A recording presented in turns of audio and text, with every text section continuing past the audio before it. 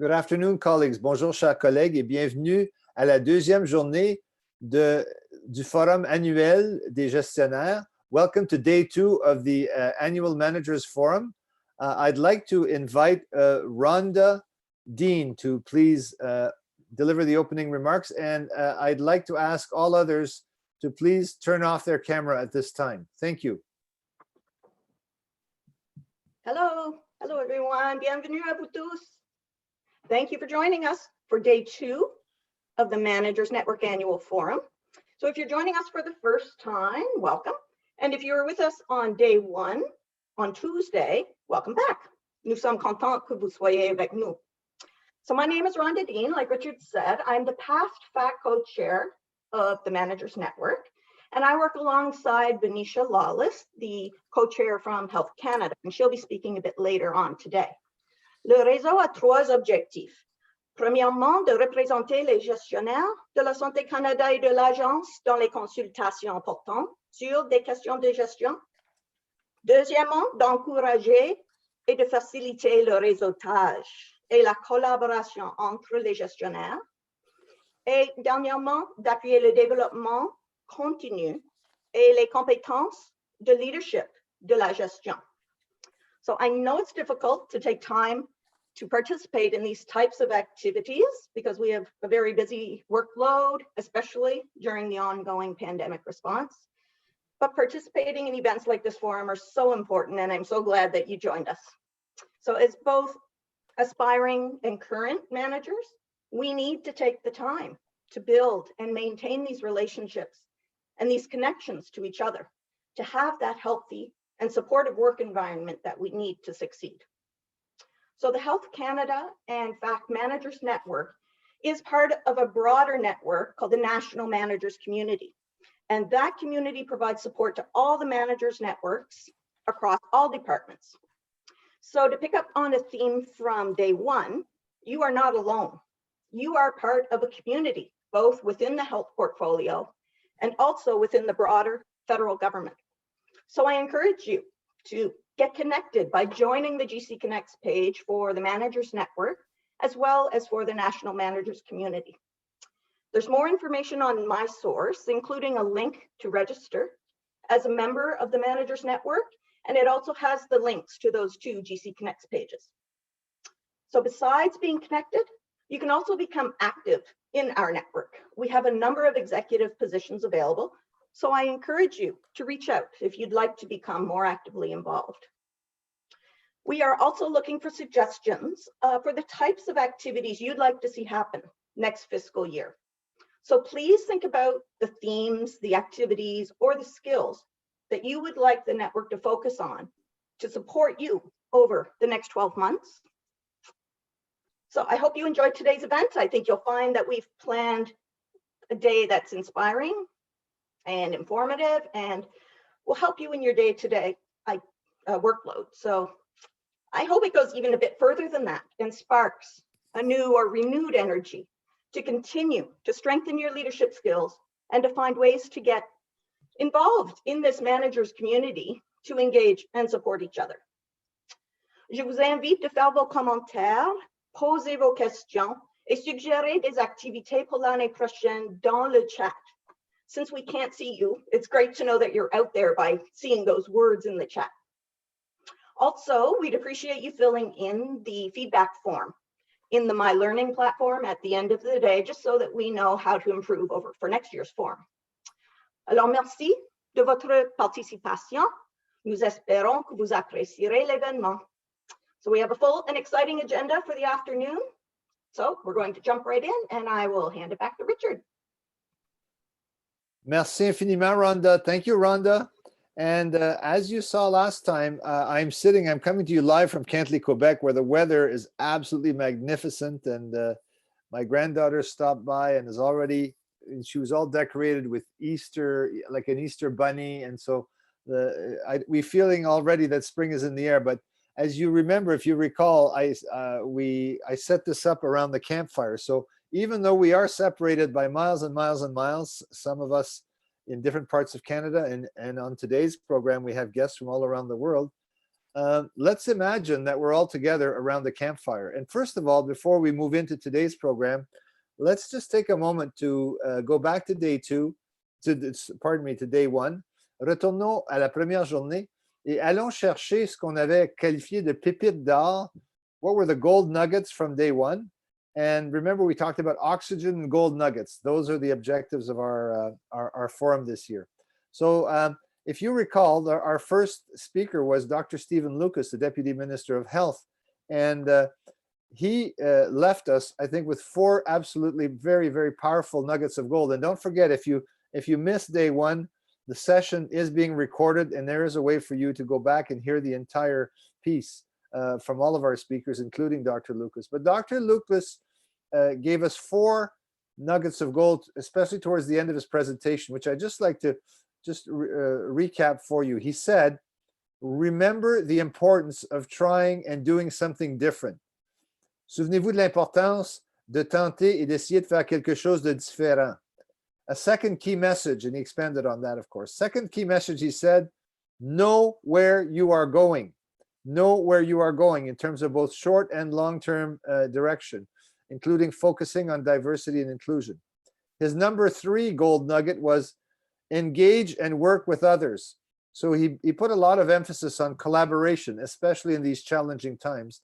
And finally, and he noted that as he particularly loved the last one because of his career as a geologist, il a parlé de l'importance du compas interne, the importance of having an internal compass and using that to adapt and connect. So that was Dr. Lucas.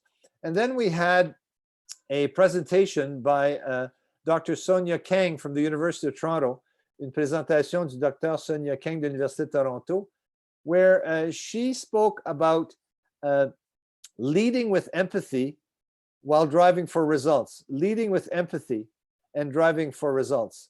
And among her key messages were that empathy is a very key component of leadership, and it's a skill that can be learned. She said, it's hard to focus when you're feeling the physiological and emotional stress responses, especially if you try to suppress them. So pay attention to our emotions and to those of our team members, name and validate them before moving to solutions. And then understand that some people are more proportionally under threat than others, and some people experience stress responses more often, which prevents them from being the best that they can be. And she went on to provide us, I think, with a very powerful model for communicating and interacting with staff, with colleagues, etc. And she spoke about the preference for radical candor. Something she talked about was radical candor, which I found extremely refreshing. And we do invite you to go back and listen to the full interview with Dr. Kang so that you can get a very practical model. And finally, if you recall, our final speaker was Frank Turner, who actually came to us live from the Yukon Territory. Frank Turner est un conducteur de traîneau à chien. Il nous a parlé en direct à partir de Whitehorse au Yukon. Il nous a parlé de leadership, il nous a parlé du succès de l'équipe. Il a dit que tout passe par l'équipe. Il nous a dit qu'il faut créer les circonstances pour que notre équipe réussisse.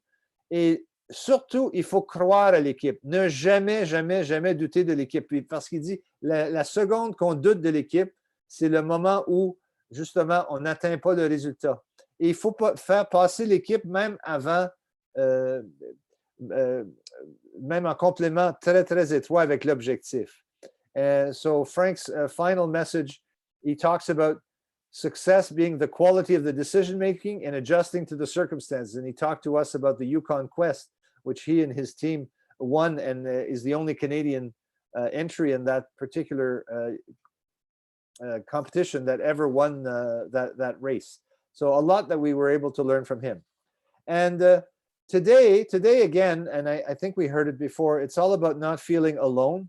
And one of the things I wanted to just remind people of, and you've probably been briefed on this, on vous a sans doute mis au courant des résultats des sondages d'employés qui ont eu lieu en octobre et en juillet dernier. But specific to managers, there was 2 or 3 key things that came out of the pulse check surveys that were done inside of Health Canada, the public health agency. And specific to managers, managers reported significantly higher workloads than employees, as well as higher levels of work-related stress. Et c'est pas surprenant. People are saying to us they're feeling zoomed out. They're going back to back, and the amount of time they saved on the commute has been more than made up by the workload, the increase in workload, and the challenges in getting things done. And then, compared to employees, managers reported higher levels of stress from the following factors: the workloads we've talked about, unreasonable deadlines, pressure to deliver work, not enough employees, and overtime and long work hours.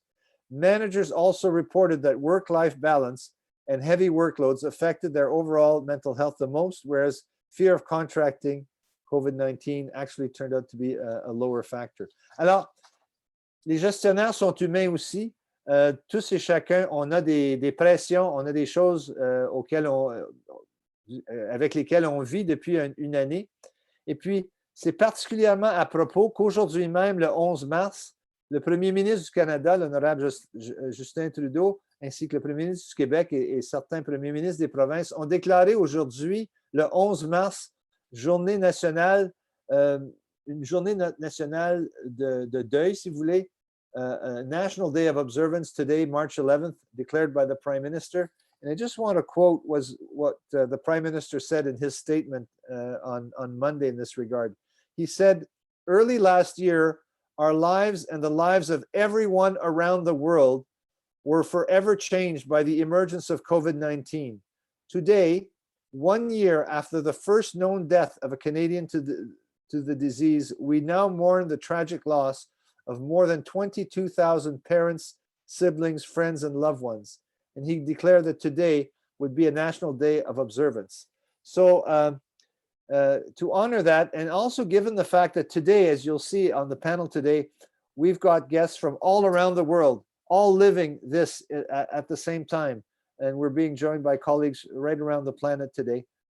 We've been asked to stop for a minute of silence, which I'd now invite us to spend now. So, sans plus tarder, je nous invite à observer 1 minute de silence en l'honneur de cette journée nationale de deuil qui a été déclarée par nos législatures. Alors, we're stopping for a minute of silence.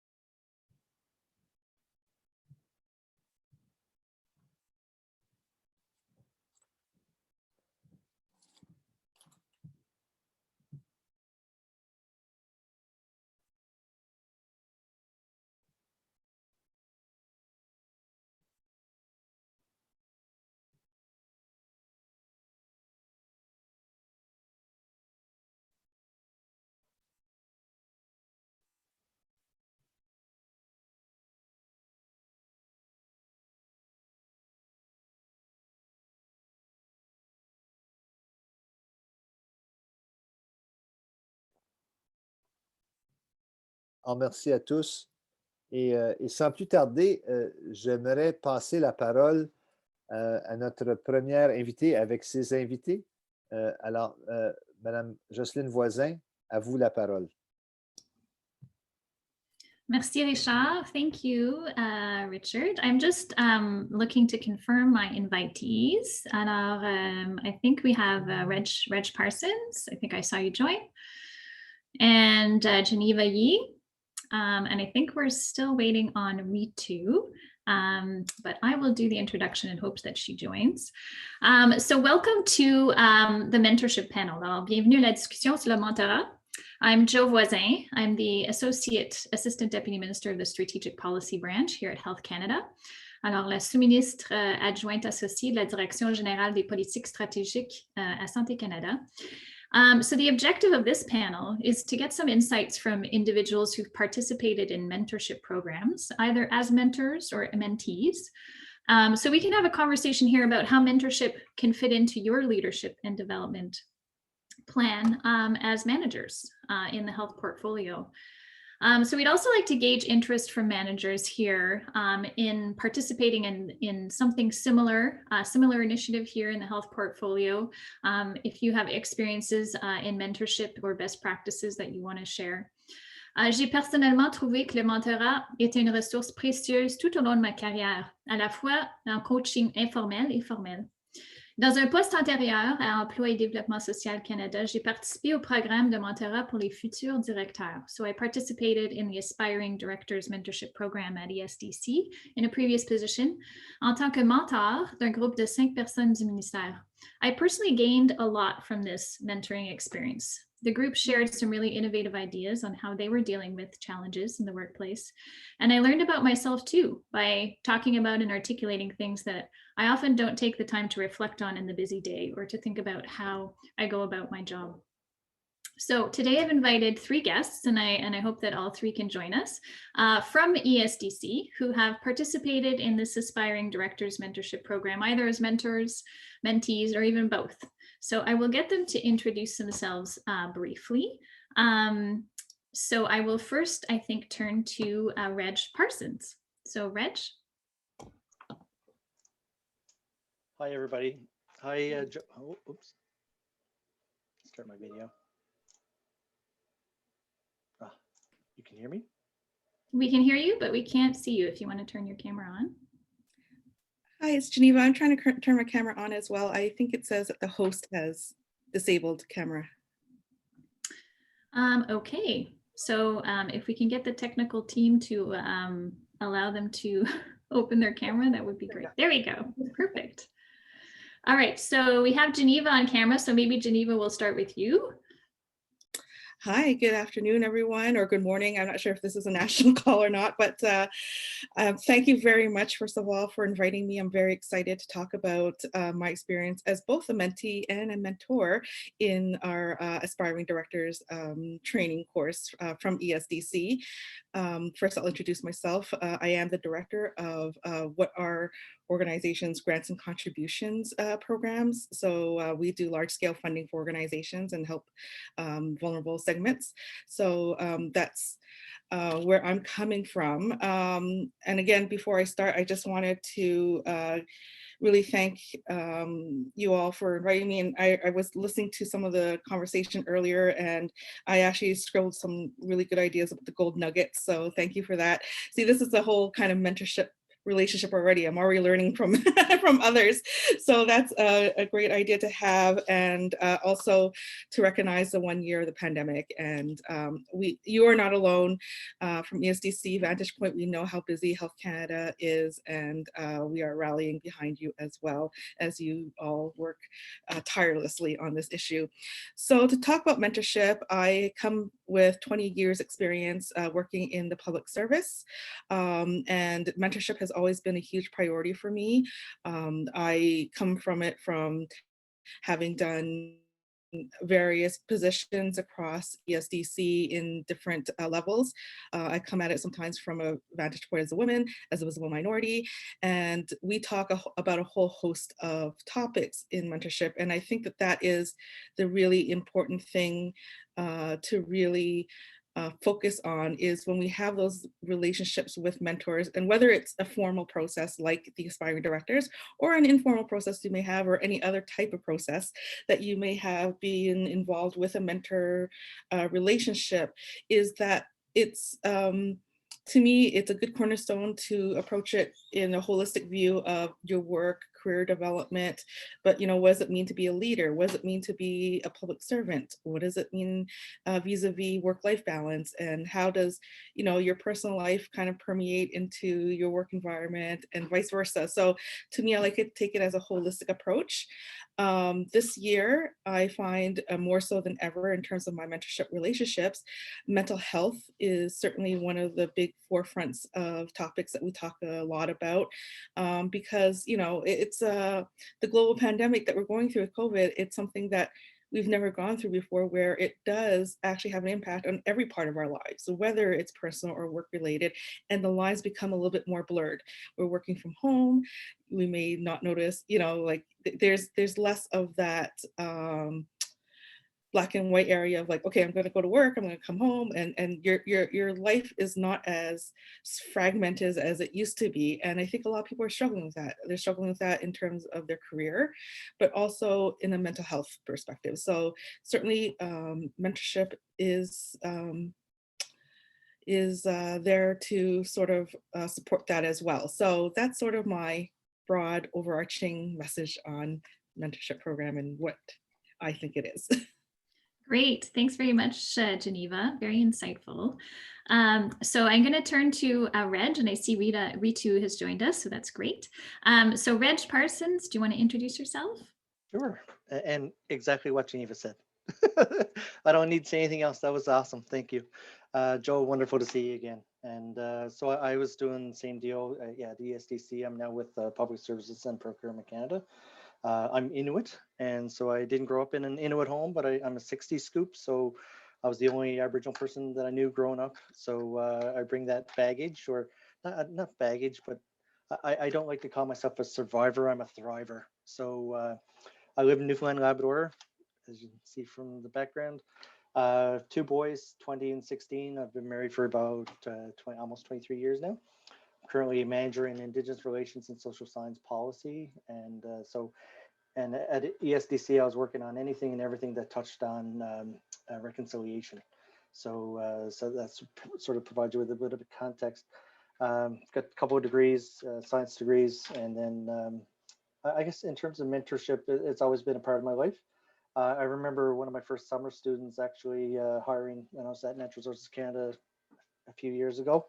And we just reconnected 2 years ago, and now I was mentoring her, and now the role has reversed. She's mentoring me, so it's a lifelong thing. You know, I'm a continuous learner. Want to learn for my whole life, and having relationships with people is really important to be able to, you know, connect with somebody that you trust and respect, and to be able to say, hey, you know, what do you think of this? I'm being offered this position here. What do you think of that? Or what do you think of, you know, what are my strengths? What are my weaknesses? You know, be open and honest with each other. So being able to approach it in a way that's meaningful for you. And one of the things that I always tell people, I was the mentee with Joe, but one of the things that I do when I either formally or informally mentor anybody is to tell them, hey, you own your career. You're the constant in your career. You own it. Set your goals, and like the goal for I happen to get on when the nuggets were being talked about too, and to be able to, you know where it is that you want to be short term, where you want to be long term, and then being able to, you know, strive for that. So I think mentoring is fantastic, and I would highly recommend, and I'll pass it back to Joe. Great. Thanks so much, Reg. And it is great to see you again. So next we will pass to Ritu Banerjee. Just have to, yeah. Last words. I'm on mute. Anyway, thanks, and I apologize for joining late. I was having some technical issues, which is the normalcy these days. And thank you for allowing me to be part of this panel. So I'm currently at ESDC. I've been there for a year. I joined right before the pandemic ensued, and I've been working on youth policy. But I spent the larger part of my career at public safety, working in national security policy. Very, very different world. I'd say, personally, never had a ton of mentorship kind of going through the public service. Definitely been working with people in the legal community. My background's in law, and others sort of to bring people into the public service. But it's only recently that I've sought people out later in my career and made that concerted effort. And I will say, as somebody, and this is a big topic for us in our own branch. So I work in the learning branch at ESDC. So we're going to be launching a mentorship initiative for everyone in the branch. But the focus is very much on employees who come from underrepresented communities.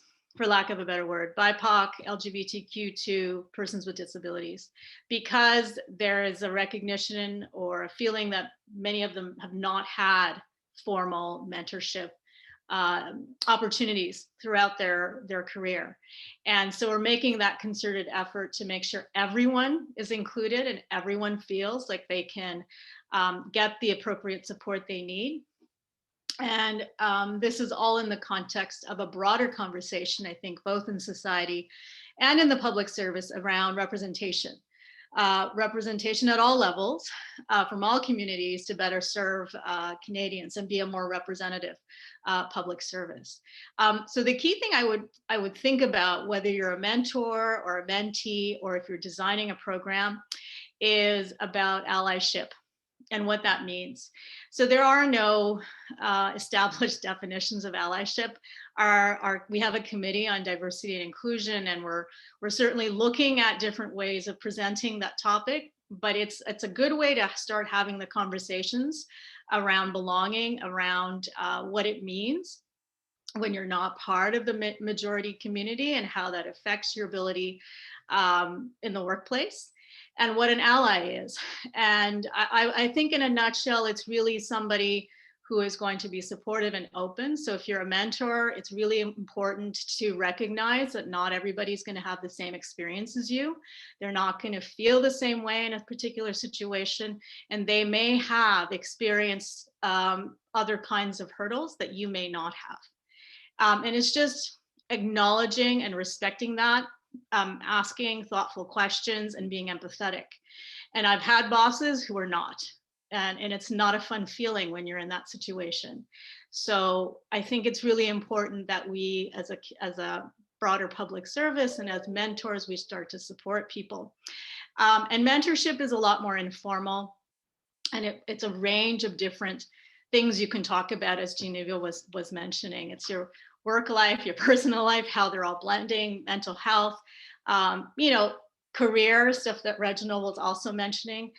The other thing I'll just mention as sort of as a closing is the distinction between mentorship and sponsorship. And I think mentorship is really important. You need informal networks. You need those informal support networks. Something we're exploring, but it will take a lot more time, is really actively supporting career development for people to bring them through the ranks. That's a different topic, but I only say that to tell you there are limits to what mentorship can do versus what sponsorship is, which is a much more active and dynamic investment in somebody's career. But at some point we will have to get to that stage, but we're not there yet. So I'll leave it there. Great, thanks very much, Ritu. Et merci à vous trois. Je pense que des messages vraiment importants, surtout sur la diversité et l'inclusion. Very important messages there for us as we think about potentially embarking on mentorship programs or initiatives within the health portfolio. Alors, je vais vous poser chacun une question. Et puis, j'invite aussi les gens, s'ils ont des questions, de les mettre dans le chat. Et puis, on peut demander peut-être une question aussi aux panélistes aujourd'hui. So I'm going to ask you guys one question, and then if people have questions they want to ask in the chat, I will go to the chat next. But I know Richard will cut me off in terms of time. So for my first question, for the panelists. So I will go to Geneva first, so you can start thinking about your answer, Geneva. What was the greatest benefit you gained or anticipate to gain from participating in a mentorship program, either as a mentee or a mentor? Alors, quel a été le plus grand avantage que vous avez tiré ou que vous prévoyez gagner de votre participation au programme de mentorat en tant que mentoré ou mentor? There's a lot I've gained over the years. I've actually been very lucky to have a whole host of different types of mentors and different mentors across the board throughout my career. And I guess that's also one kind of takeaway I like you all to have, is that you don't have to have one mentor. You can have several mentors and different types of mentorship relationships. And I've had mentors where it was more specifically career development. And I've had mentors that were more about, you know, how do I progress in my career? And I've had mentors who basically just sat there and listened to me vent because I was going through difficult or frustrating situations. So there is different relationships where you can get different things from different people. My biggest takeaway that I've gotten from mentorship is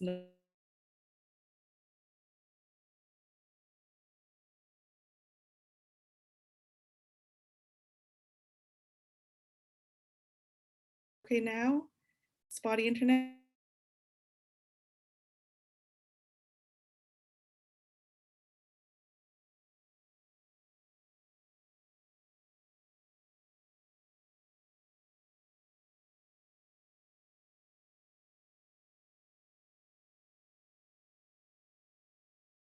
And learning kind of mechanisms to move forward mentally and, you know, career-wise, and how my work, how to progress my work. As a mentor, I actually am learning a lot as well. It's great to see kind of the perspective from a different angle now, because it helps me become a better leader, because I kind of get more in touch with other people's feelings and other people's vantage points and perspectives. You know, as much as I think I am, I'm not always right. And, you know, so it's good to kind of be able to get an understanding of how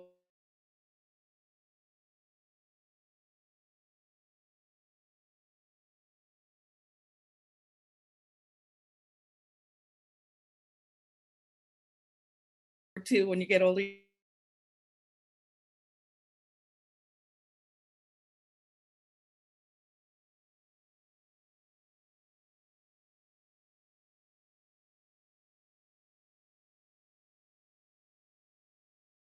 put in the and provide their input and their experiences and their feedback. So I think it's actually sort of cyclical experience when you have this mentorship program, rather than a top down or bottom up. So that's my answer to the first question. Great, thanks so much, Geneva. I feel like my internet keeps kind of coming in and out. I hope it's better for other folks. Great, alors on va passer à la deuxième réponse. So maybe we'll go to Reg for his answer. Sure. So either formally or informally, mentoring it's a great way to connect with somebody, to talk about your career, your goals, hopes, dreams, and aspirations. And for me, and at the time when Joe and I connected with the mentoring program, it helped me. I was sort of at a low point, I guess, in terms of where I wanted to be, or I was trying to refine myself. Wanted to find out what I wanted to be when I grew up again. Even though, like Geneva, I'm in my 40s again, so I'm, you know, I felt a little bit reinvigorated to start thinking about my career again, and you know, and to sort of have that opportunity to, in a safe space, to be able to, you know, talk about it and hear what others' experiences were, and to know that you weren't alone, that you were actually, you know, going through the same thing, or there's others that are going through the same thing. So, you know, it allowed us to have an opportunity to, you know, talk about what we were feeling, what we were thinking, and then, you know, just now we've gotten away from geography challenges. You know, we don't have geography isn't a, you know, a limiting factor in your career now. So that's a fantastic thing. So, you know, you can think even bigger now. I guess with our mentoring relationship, in particular with Joe, it gave me an opportunity to see the glimpse in the day in the life of a DG at the time too. So and you know, one of our approaches was to sort of have a topic to talk about, and to, you know, formulate some discussion, or we might have a little bit of reading to do, or that would sort of help us to focus on what it is that we wanted to talk about. And so that was great. And then, like I said earlier, you know, those informal relationships that you have with people are really important too, because it helps you to, you know, it's somebody that you trust, somebody that you can count on for their opinions, and it's the informal one and informal relationships are just as important, if not more important, than the formal ones that you will go through. and it creates those relationships. So I'm back here talking to you guys again because Joe reached out and said, hey, you know, would you like to do that? And I said, of course, fantastic, you know. So for me, like, everything is about relationships, and you know, the work that we do is sort of the side benefit of those relationships. So having those opportunities to connect are really important. Thanks. Great, thanks so much, Reg. And I agree. Those informal relationships are really priceless. And thank you for being here today. You know, is sort of, as you say, a witness to that, to the value of those informal relationships. Great. So over to Ritu. Thank you. So I agree with what both Geneva and Reginald have said, but I'll take a different tack. I think one, I guess, takeaway would be, don't be afraid to not only have more mentors, but different mentors. And sometimes you're not going to connect with somebody. It happens. Mentorship is a personal relationship. We don't all get along with everybody. We don't all have the same connection or relationship with everyone. That's normal. That's okay. You know, so you may have to try it out with different people, different times, and to see what connection works for you, the best for you. It is very much a personal relationship, and you know, style, the way you communicate, all those things matter. So just be aware of that. Everyone has something positive to contribute, but you may not see things always the same way. It may not always work for you, that individual. So just be mindful of that. It doesn't mean mentorship isn't good. Mentorship is amazing, because it is. It's a great sounding board. It gives you a totally different perspective. And there's so much in the public service that are not cut and dry, especially navigating your career or navigating interpersonal relationships at work. They're challenging sometimes. And it's good to get a perspective from somebody else who can be objective, who may not be in your situation, but can give you some objective feedback. And that's one way where mentorship can be very useful, both as a mentor and as a mentee. And I've had many mentees, and like Geneva said, I learn a lot from them. I try and caution them not to make the same mistakes I made. You know, that's one way of doing it. But you also, we sometimes forget, because we often deal with our own generations, and we forget how other generations react to life and see the world. I'll just bear with me for 1 second. There's a really good show on Netflix. If anybody's looking for something, it's Pretend It's a City, and it's a documentary discussion between Martin Scorsese and Fran Lebowitz, who's an author and writer. Sorry, a writer and comedian in New York. There's a line she says at one point is, I understand my generation very well. I have no idea about the other ones. And there's elements of that are really true. You grow up with your people in your age complement, you have the same cultural reference points. You approach life and work with somewhat of a similar viewpoint. It's different. I'm a Gen Xer. I don't always get millennials. I get boomers because I've been around them longer, but they're more annoying because they've usually been my boss. But they, you know, approach life differently.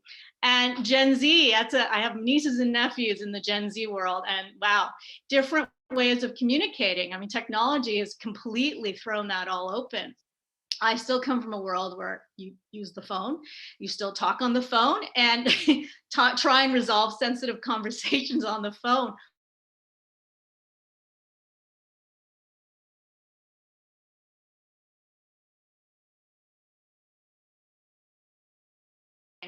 Good and bad, but has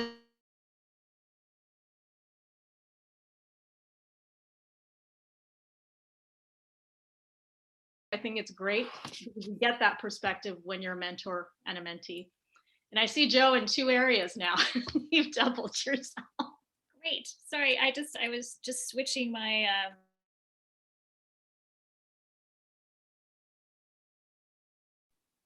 I was getting off the VPN. I think that was causing me some technical difficulties. But yeah, no, I think some great insights there, Ritu. Thanks so much, especially the comments about different generations and coming at things. from your own perspective, whether that's your generation or whether that's even your cultural background, or your experience, in the LGBTQ community, for example.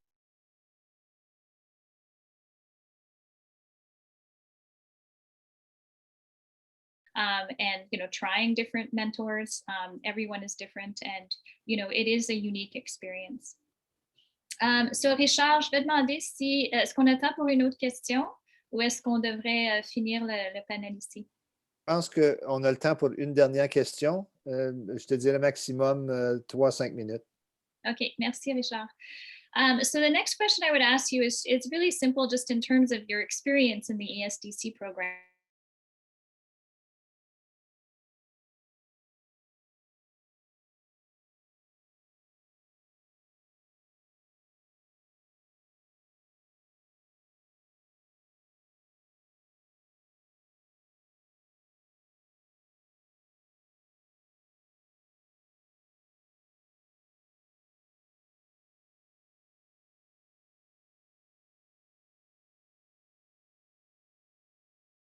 Challenging because they gave me a mixed group of people from different business line areas, different types of work, different, it's spread out across Canada. So trying to find, when we're having a conversation, maybe that's more of a common area of understanding might be a little bit more difficult because I have like half of my staff, or half of my mentees are in operations and the other half are in policy. So trying to talk about, when they're having how to have difficult conversations or PA discussions and all that, it might come from a different perspective, but you find also at the end that there is a lot of commonality as well. So that's just one minor one. The other one is, and the truth is you get what you put in. And I think there's also a huge commitment factor from the mentor. I schedule them weekly and I try to keep up with them. And I think I'm sort of like 9 out of 10 successful in keeping my times. But I've had relationships where the mentor was so busy that, meetings kept getting canceled. And I think we only wound up having 1 or 2 meetings and it just sort of fizzled out. So I think it's really about managing your own expectations, managing everyone's expectations, creating a program that's flexible, yet has enough rigor for everyone to get something out of it, but also really there's a lot of introspection when it comes to mentoring and being a mentee. One is like, okay, well, how much time can you truly dedicate to this? How much can you invest in this? And how much of yourself you want to put out there as well. So I think those are really the big ones that I can think of. Great, thanks so much. Yeah, that's so true. Commitment is key for both the mentor and the mentee, and it is a challenge for busy senior managers to make that time in their calendar. But commitment is key, and I think that level of introspection and being willing to do that. Reg. I love going after Geneva. She says everything that I want to say. That's amazing. For me, it's be a good listener. Well, on both sides, and it reminds me of the Baz Luhrmann song back in '99, "Wear sunscreen." Advice is a form of nostalgia, so be cautious. Don't always take it for exactly what it is, and use it to to help yourself. And so it's an opportunity really to hear what others have to say, and then you can process inside and determine what is it that works for you. And I think taking sort of some time, it sort of forces you to take some time as well to think about what it is that you want to do, whether career or personal life, whatever it is. It provides that one-on-one or even within a group setting it gets your juices flowing in terms of what it is that you want to achieve, and in my case, it helped to reinvigorate that because at the beginning of your career, you're all full of a couple of different things. You want to you sort of set your goals. Hey, I want to be an ADM, or I want to be a DG, or whatever it might be. And then you get into your career and you get busy working. And then, but this allows you for that time to be able to reflect. So if you have a great mentor, keeping that relationship, and of course, you can make time if you're committing to a mentorship program, either as a mentor or mentee, make the time, schedule it, make it like it's a priority, and just have open and frank and open, discussions about what it is that you want to achieve. And like I said, be a good listener on both sides. I think that's key. So I'll leave it at that. That's great. Thanks, Reg. Great advice. Be a good listener. Mettez-vous à l'écoute, I think, is really good advice for people. Ritu. Sure. So I think not to repeat anything, because I agree with the comments of the other panelists. Just to say, well, we're in the program that we're going to launch for a branch. It remains to be seen how the allyship discussion is going to ensue. So it's kind of a stay tuned, because that's going to, even how we frame it is going to be new. It's novel for us in our little world. And also the kinds of comments and questions that will engender. But the one thing I have noticed as we've been talking about this in our branch and how we go about it, we've kept expectations very manageable. So an hour a month for 4 months. It's a pilot, so it should be relatively manageable for most people to carve out. It's a minimum, but also tools. And we've been fortunate in the Aspiring Mentorship Directors Program, where both Geneva and I are mentors, that the ESDC College has provided us some tools to help guide mentorship discussions. And how to lead them in a kind of an open, it's not a cross-examination, it's a very open-ended discussion, especially because those ones are group discussions. So just as a point, it depends a little bit if it's a one-on-one mentorship relationship you have, because you can be a lot more free-flowing. It may not require the same amount of preparation, but if it's a group mentorship, which is what the Aspiring Directors Program is, then yeah, you do need to be a little bit more organized and have more rigor and time involved. And on the allyship front, again, it's more about a state of mind and being supportive and open. And hopefully it'll also engender other discussions around what's happening in society right now. So I'll leave it there. Great. Thanks so much, Ritu. That's great advice. And I agree, as a mentor on the group program, it did, take some preparation and, setting the agenda ahead of time. And as Reg said, sending some documents to generate the conversation or to have people think about issues. So great. So I know, Richard, we're out of time. So I want to thank our panelists very, very much. Alors, merci beaucoup de vous joindre à nous aujourd'hui. I think it was really valuable advice for our participants to get your insights. And I know you took time out of your busy day to come here and share those insights with us. And to the managers of the health portfolio, we are very interested in your views on mentorship and what kind of initiative you might like in the health portfolio. Alors, si vous avez des idées, faites part de vos idées, write to the secretariat or in the chat, and we'd love to hear them. So thank you very much to Geneva, Reg, and Ritu. Merci beaucoup. And I hope to keep in touch with you in our informal relationships. Merveilleux. Thank you so much. Et merci beaucoup à toi, Jocelyne. C'est excellent. Really, really outstanding. And you heard Jocelyne encourage you to use the chat. Please use the chat. Any comments, any further questions, anything you would like to say, some takeaways that you've got there. That would be really great. So thank you so much. We now move forward in our agenda. And when we were planning this event, and picked March 11th as our day for day 2, I don't think we had any idea that it would become the National Day of Observance. But actually, it is in many ways an international day. C'est une journée internationale que nous vivons. Et parce que cette pandémie se vit actuellement dans le monde entier. It's one of those unique things in our lifetime, possibly, that is happening everywhere in the world at the same time. We're very fortunate today to be joined by very special guests from all around the world.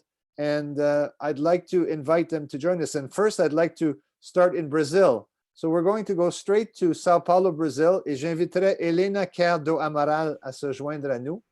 Madame Cardo Amaral, are you able to? There, vous voilà, vous voilà. Voilà.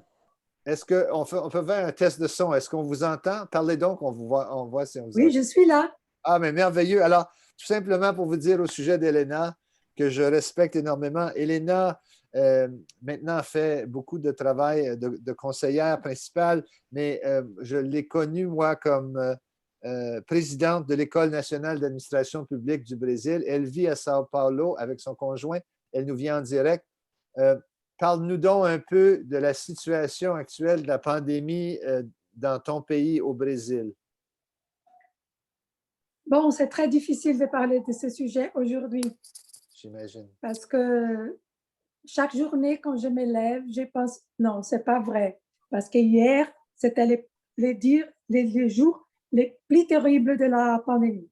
Hier? And then the next day, it's the same thing. 2021 started very badly for us. The second wave is very, very strong. And when I think of George Floyd and his cry, say, I can't breathe, it was even worse for us because the city of Manaus, they ran out of oxygen. So the pandemic reached the hospitals with no support of life for thousands of people. So in the first 2-3 months of the year, some cities have lost more people than in the whole year of 2021. We are on the opposite direction of the whole world. We are growing very fast and with a variant that's very deadly, taking the lives of lots of young people too. Lots of mistakes, managerial mistakes, political mistakes can explain that. Brazil has a national system of health, very important one. And 10 years ago, or less than that, we vaccinated 100,000 people, 100 million people in 3 months for H1N1. N1. And now we only reached 4% of the population until now. They didn't buy vaccines, the federal government. They have a lot of mismanagement aspects, such as sending wrongly the vaccines to a city very small, lots of vaccines, and to a very big one, little. They haven't spent the budget buying vaccines. They didn't answer the offer of Pfizer to sell us millions of vaccines in August 2020. And now they haven't started yet to vaccinate people over 22 years old. They vaccinated people from the hospitals and health system, that's very important. People that lives in housing, old people in housing, so that's important. But we are late. And the main problem that I see is a president that has no empathy. Trudeau decided to have a day of mourning to respect people that lost people. He says, no, you're crying too much. So it's very difficult without a coordination. You were talking about that, the coordination of the managers, the coordination of the federation. That's central to a country that values life and values the future. So I'm very, very sad. We have lost already 270,000 people. It grew in the last 15 days, 43% the number of deaths and the number of infected. I have learned it while I was waiting here that finally they decided that churches and football clubs couldn't have their championships because they were still working. And the transportation, you have been to Brazil, you can imagine the lots of people that use public services of transportation, they still are there. That means that, to finish, because I know that I don't have all the time in the world, but we have a very difficult situation, more difficult than other countries, because of the distribution of income. Poor people with poor housing and dependent of informal jobs and public transportation, they are those who are suffering the most of the lack of compassion and lack of good policies of the federal government. I hope that our scientists and our governors and mayors will be able to reduce the damage. But it's very, very difficult, the situation in Brazil. It's tragic. Is there, and I know we've spoken before about this, but there are some, I think, there are some good news stories in terms of communities and families looking after each other, are there not? Yes, but at the beginning of last year, it was stronger. People are used to the pandemic. It's part of the scenario. They are not as compassionate and solidary No, as they were at the beginning. I see. Some big companies gave lots of money. Yes. And part of that money was not spent by the government. We are lucky that we have two big institutes, public owned, one in the state of São Paulo, the other one in Rio de Janeiro, state by the federal government, that are laboratories that made some contracts with AstraZeneca and CoronaVac in China and the UK. And they are able to produce a part of what we need of the vaccines. But that's not enough yet. Not enough, okay. So our scientific capacity, our research and development, our university and our businessmen and people solidarity, with solidarity, they are not enough. It was funny because yesterday the Supreme Court decided that the judgment of our former president was illegal. Many illegalities were used against him 5 years ago. So he should be free. He shouldn't have been imprisoned. And he gave a speech talking about that with his mask and talking about public health. The next day, the president, for the first time in 37 public appearances, he wore a mask. Maybe the confrontation will help, but it's a very huge country. And the future of the children that don't have schools, it makes a problem for the future of the country.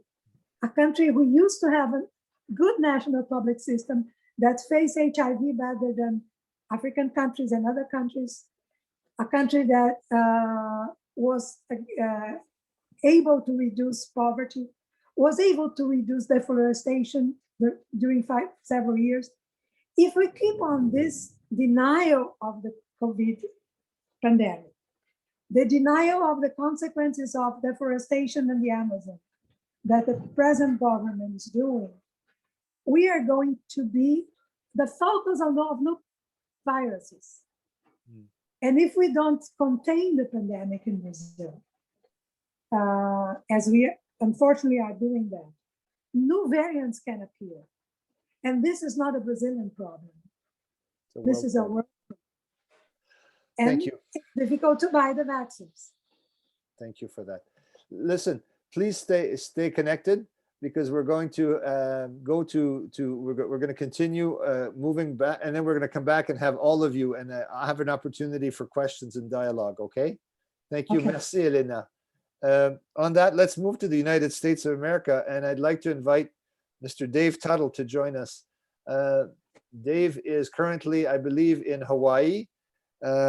Dave is an insurance sector senior leader. He owns his business. He's actually from Alaska, but he's currently there, and he's going to be speaking to us about the situation in the United States. Dave, talk to us. Good afternoon. Welcome to all of you.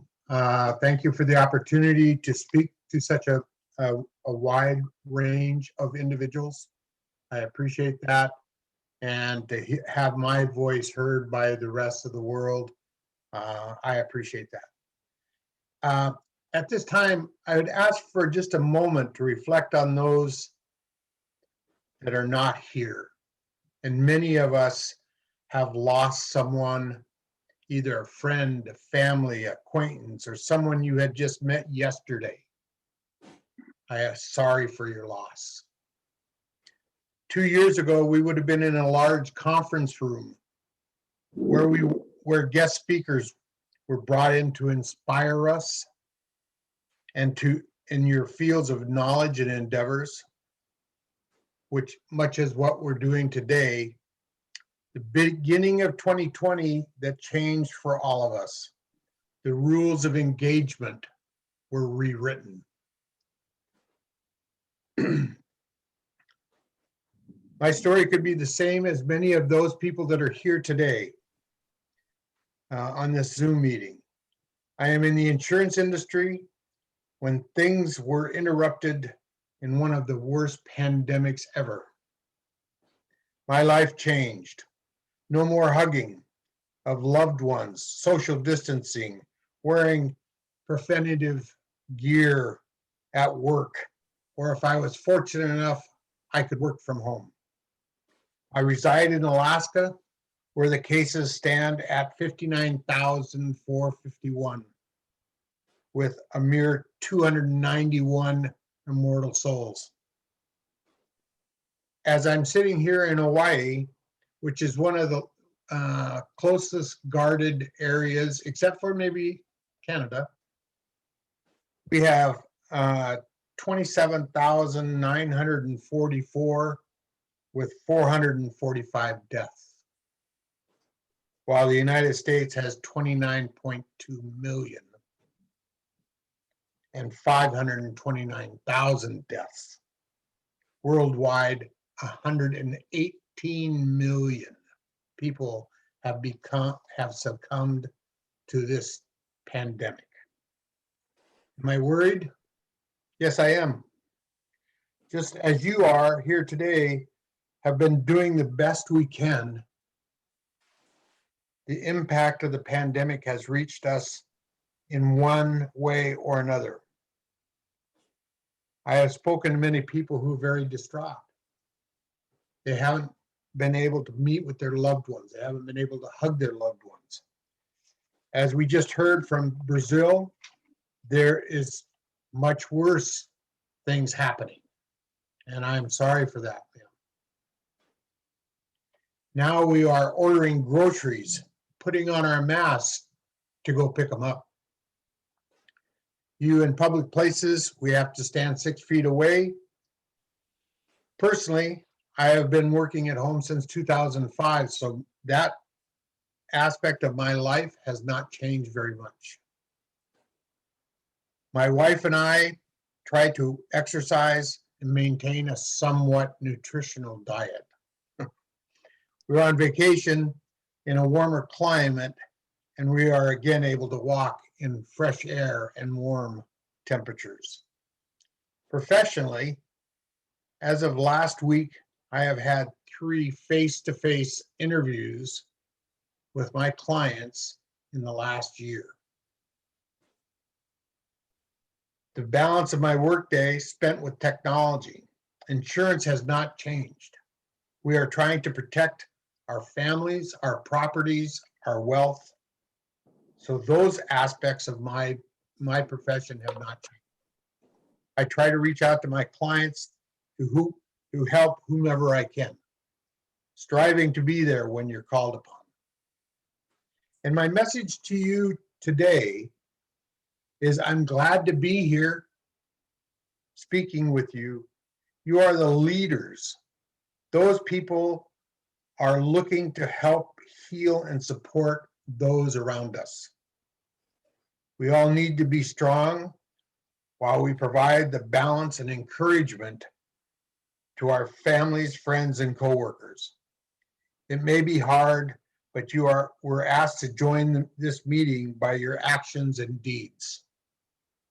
We all need you to reach out to support the world moving forward, embrace our new tools and technology, and ask questions and strive for the answers.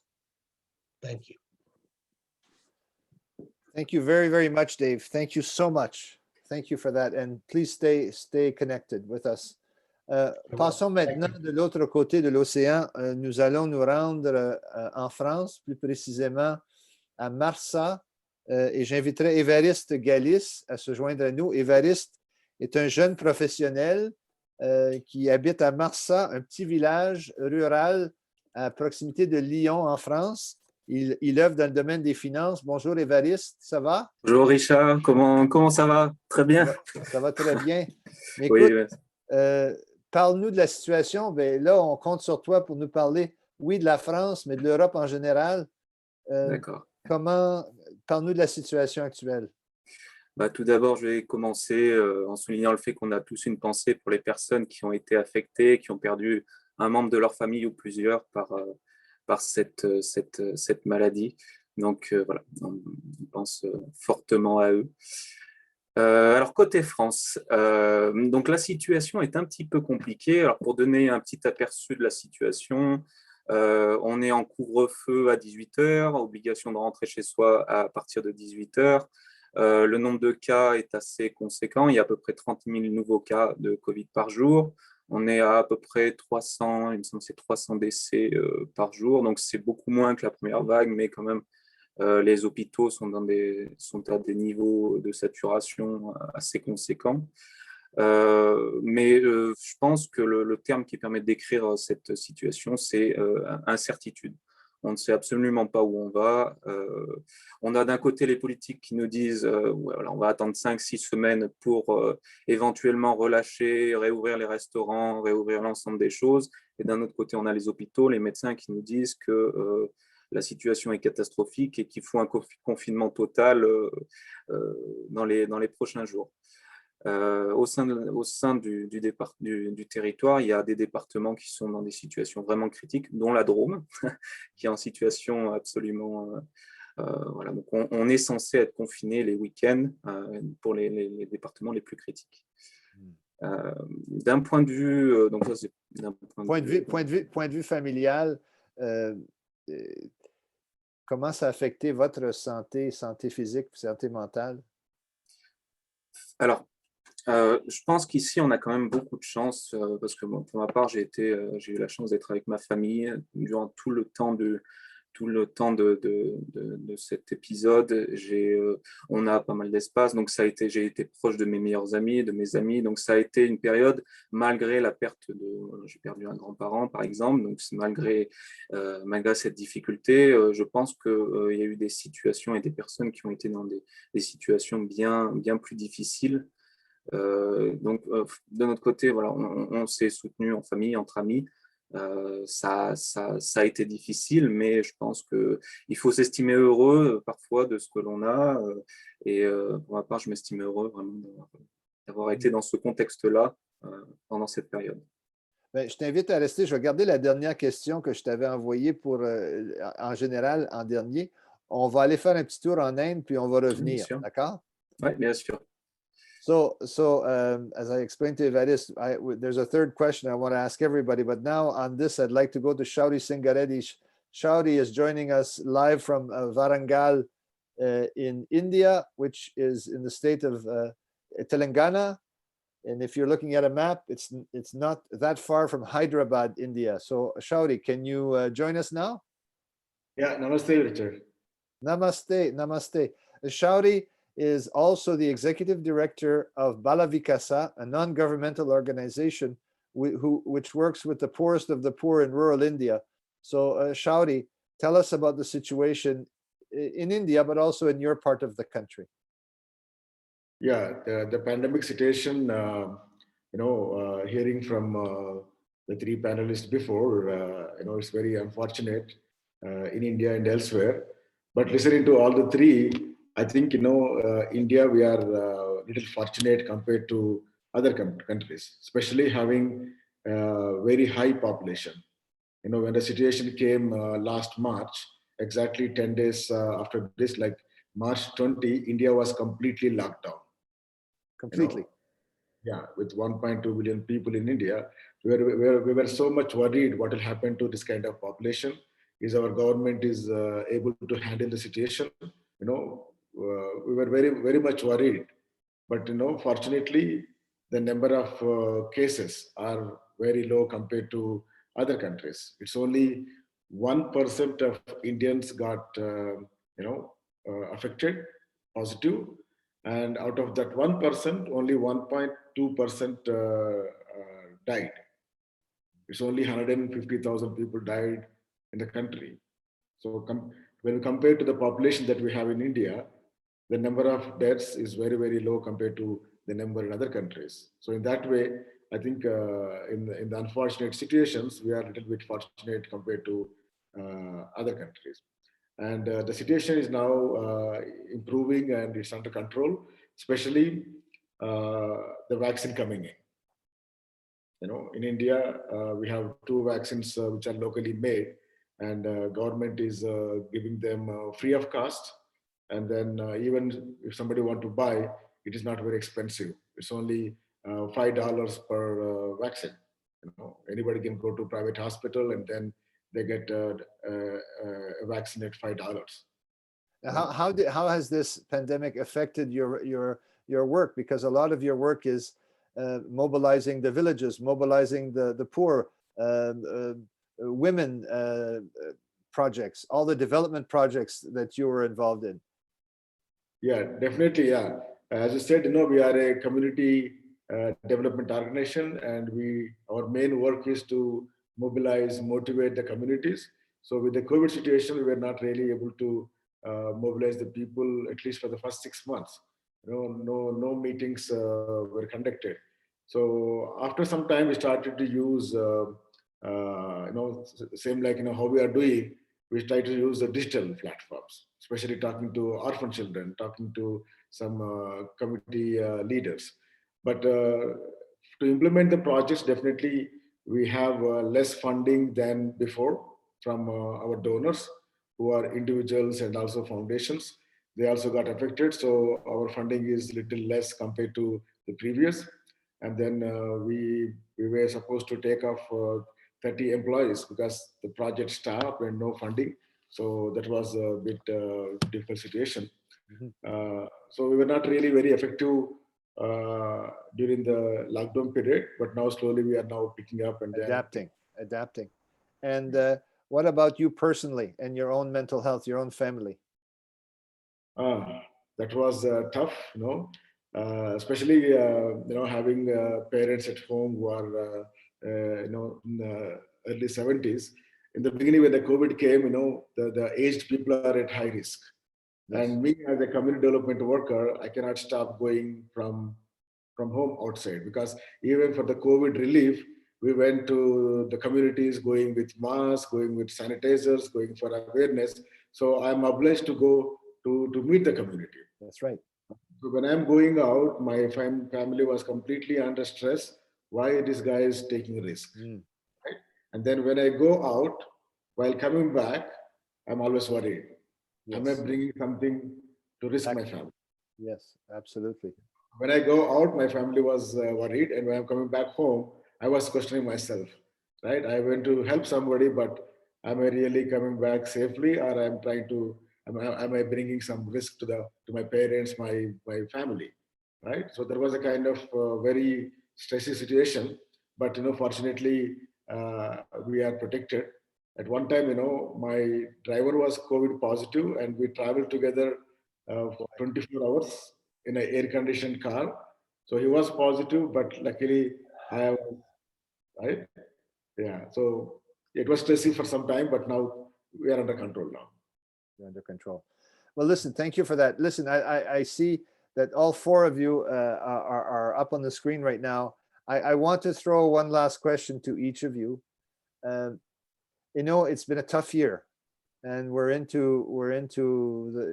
going into the second year, and it's not over. There's miles to go before we sleep. But what would be for each of you your takeaway and your hope for the future? Quelle serait votre conclusion après une année? Et vos espoirs pour l'avenir, puis je vais commencer avec toi, Elena. Le micro, Elena, I can't hear you. I think that solidarity is one of the most important things.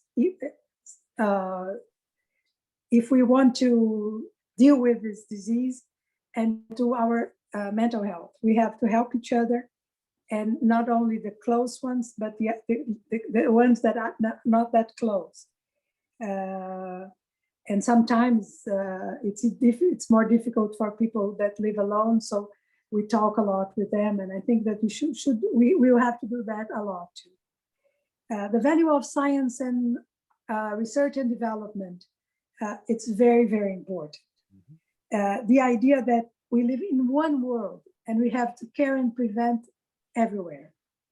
And for also recognize and thank for those who are not as protected as we are, that provide a good living for all of us. That would be your message. Thank you so much, Elena. Dave. Yes, sir. Key takeaway and what's your hope for the future? Well, my hope for the future is we can get on one path and work on it together. I have been very disappointed, as some people here on this panel, of their governmental agencies that think they have the answer and they press it very hard and they don't give any other thoughts to alternatives. We have to be open to anything that might work. Technology has given us a tool to be able to be in contact with one another. I mean, the telephone works to a point, but face-to-face, as best that we can get it here, is going to give us at least empathy, the possibility of alternatives that we may have not explored as yet. The vaccine is not a silver bullet. We don't know, nobody knows what that vaccine is going to end up doing. Is it good for a week? Is it good for a month? Is it good for a year? We don't know that. And until we have some sort of put a pin in something, we have to keep exploring. Thank you, Dave. Thank you so much. Évariste, qu'est-ce que tu dirais à la question, quelles sont tes conclusions d'une première année et ton espoir pour l'avenir? Je pense qu'on peut avoir un espoir d'une plus grande solidarité entre les êtres humains, de savoir qui reconnaître et savoir connaître l'importance des personnes que l'on aime auprès de soi. Et je pense que également, alors même avant la pandémie, on avait déjà une réflexion sur notre monde de surconsommation, et je pense que cette pandémie a apporté un aspect supplémentaire et a permis à pas mal de personnes de se rendre compte qu'on devait changer notre manière de consommer et de vivre. Merci infiniment. And Shauri, your take on, what are your takeaways and hope for the future? Yeah, my takeaway is, I used to think, if you are healthy, you can live long, and if you have money, you can be secure, and you can have everything. But the COVID made us realize, it will not work. You have to be much more prepared. Much more prepared in life, and then so you don't know when things will happen. So better try to learn how to be happy, how to make others happy, as long as we are there. And that's the way I think we should go. And then even the difficult situation, I think I learned how to look at the opportunities. If you feel negative, it's negative, but if you look at alternatives, there are some positive things, right? So we try to look at opportunities and try to be innovative to do different things. And definitely we learn how to work in difficult situations when we learn how to work using the technology, right? We are a little remote with technology, I think, but using technology, we are much more closer than before. Yes, somebody said s'éloigner pour se rapprocher, to more distance, but technology kind of helping us to possibly connect. I don't think we would ever had this kind of panel if it hadn't been for this pandemic. So listen, on behalf of all of my colleagues at the Public Health Agency of Canada, at the Department of Health Canada that have joined us today, and for those who are hard at work today on this National Day of Observance, I want to thank you so much for taking the time to share with us your reality and the challenges that you face and your own hopes for the future. Everyone's on mute, but if I could, you'd get a standing ovation, but I'm going to do that on behalf of it. Je veux vous remercier infiniment. Thank you. Merci beaucoup, Évariste. Thank you, Shaudi. Thank you so much, David. Thank you, Elena, for that. That was absolutely priceless. Merci beaucoup. Merci beaucoup. Au revoir. You're welcome. And on that, we're very privileged, ladies and gentlemen, to have joining us at this point the President of the Public Health Agency of Canada, Dr. Ian Stewart. Dr. Stewart, over to you. Okay, merci, Richard. In fact, I'm no doctor. I'm surrounded by doctors, and I'm blessed and benefit from doctors, but I myself am merely a social science background. Hello, everybody. I've been looking at your agenda, and I caught the back end of the session that you just had, which was quite interesting. I hope the 2 days are giving you the recharging and the insights that you need to have as you kind of think through navigating the pandemic and your role as middle management in the pandemic environment.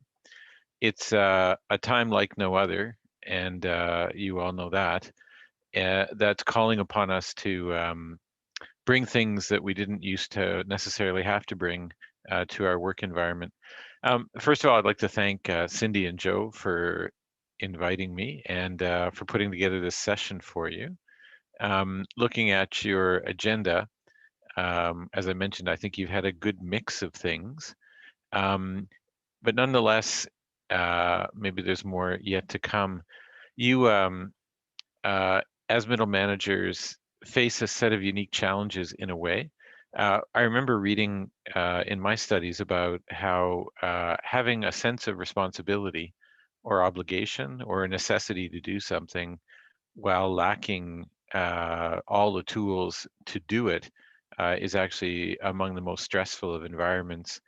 And I remember well myself when I was a manager having a million things I thought that I had to do, and then working with the team that I had, having finite ability to address them all. And that sense of more things to do than there are hands to do them, I think is an ongoing part of being a manager, helping your team figure out which of the priorities are the ones you have to address first, what you can set aside for a while, and where you need to reach out for help are a key part of where you find yourself right now in your career.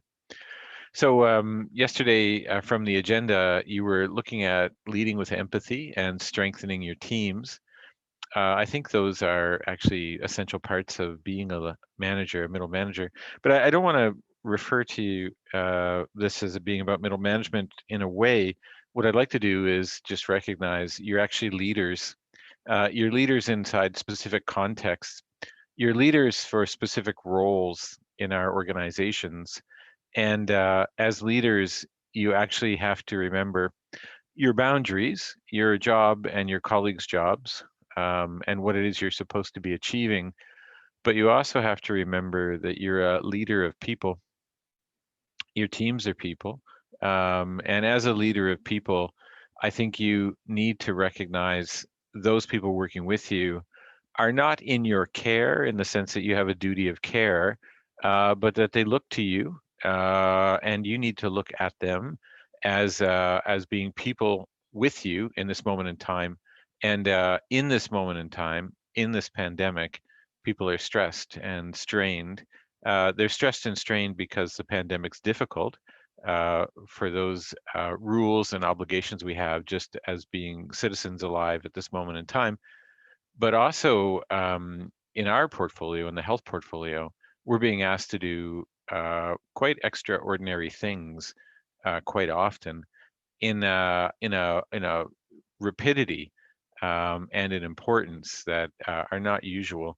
The organization is much put upon.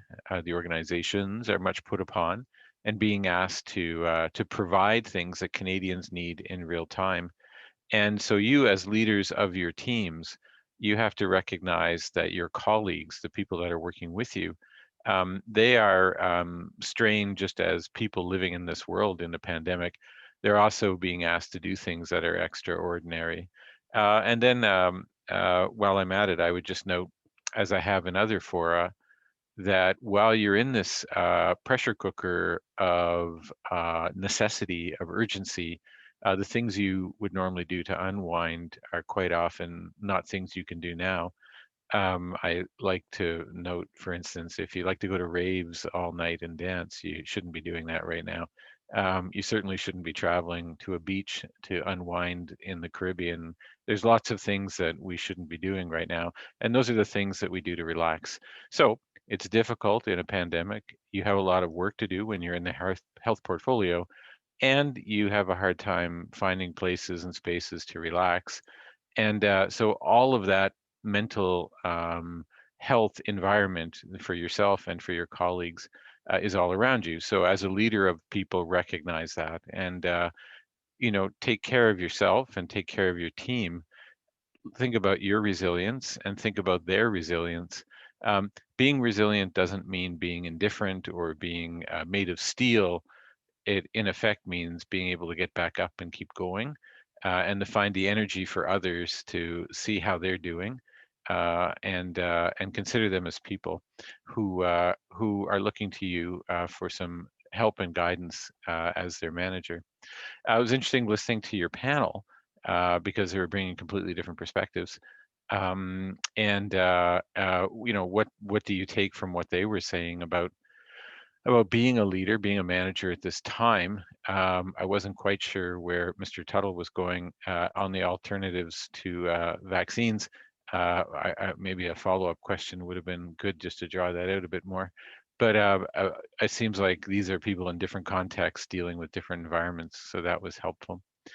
For myself, as a leader or a manager in this context, in this portfolio, in the pandemic, I find that it is, as I said, an environment in which we're being asked to do things rapidly and at a scale, an impactful scale for Canada.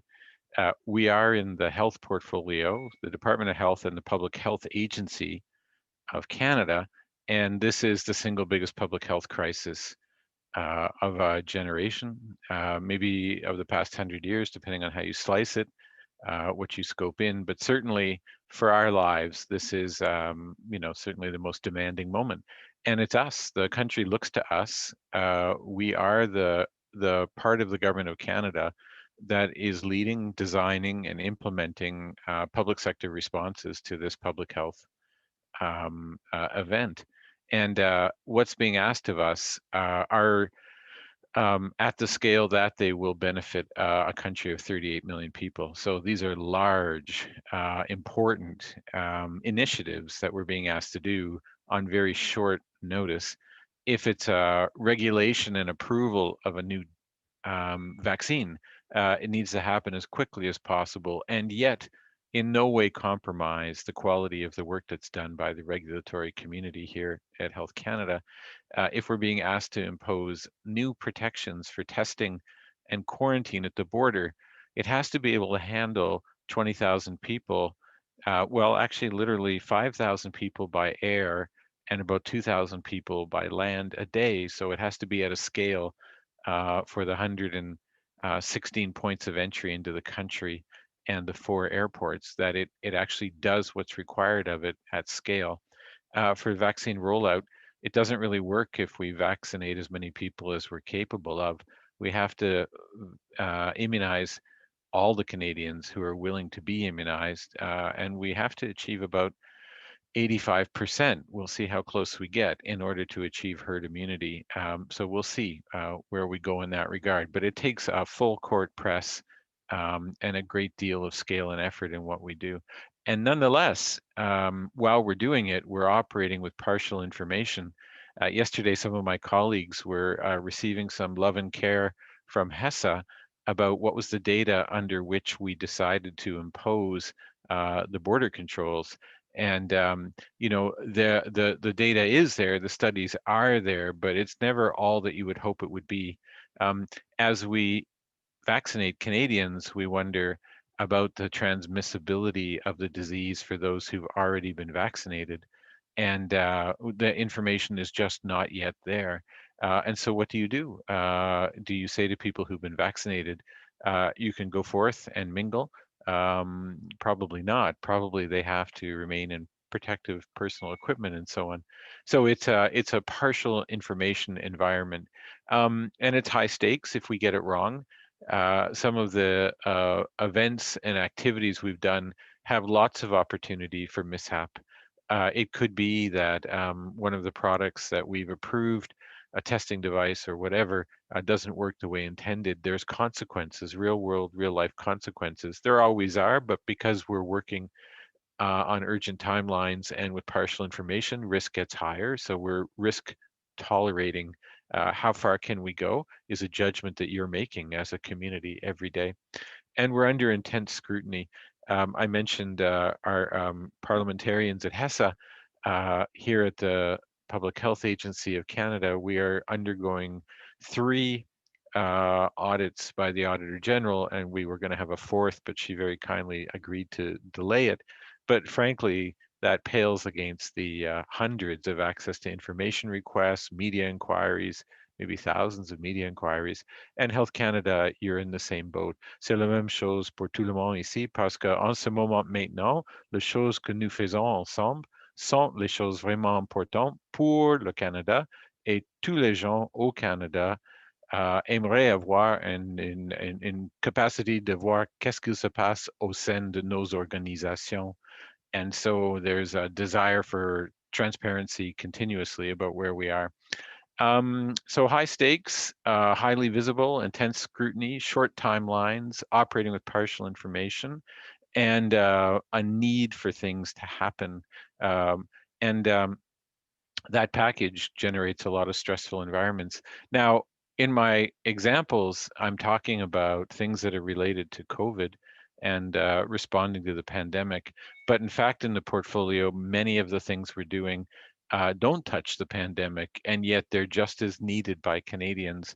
Think about the opioid crisis, think about AMR, think about early childhood development, think about community health.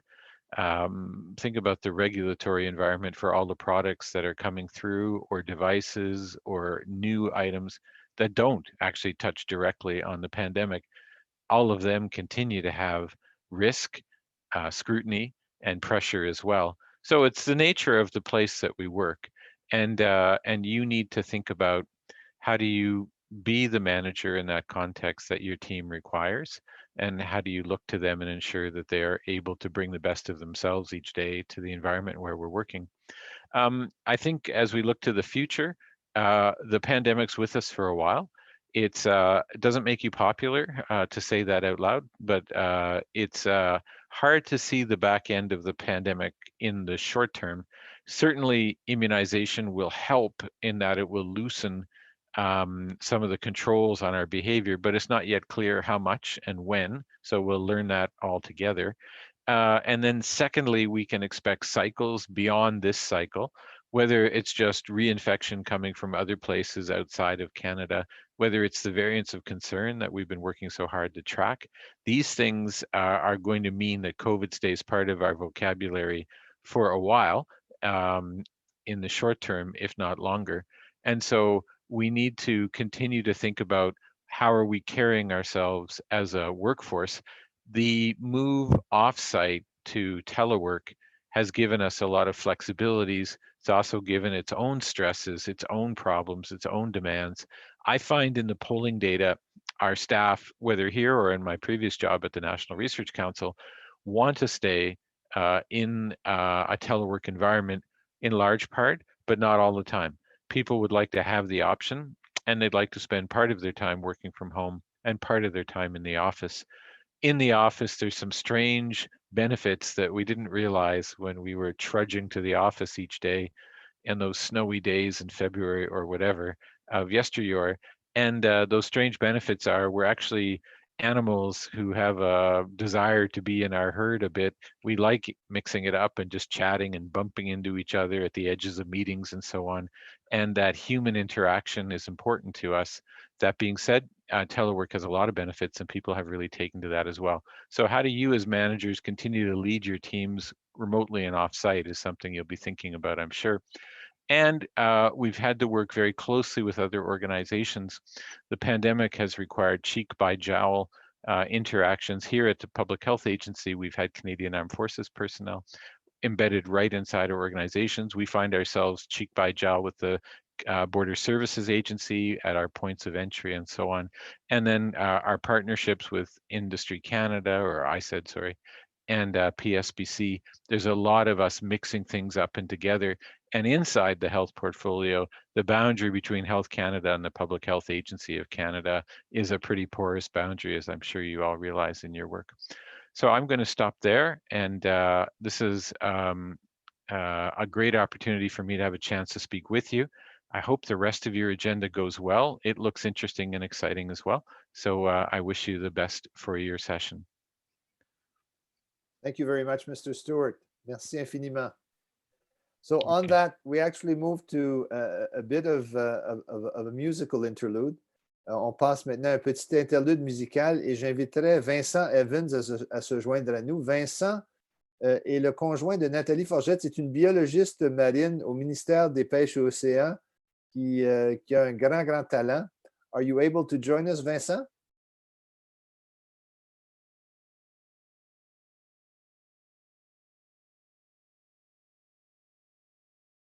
I'm checking.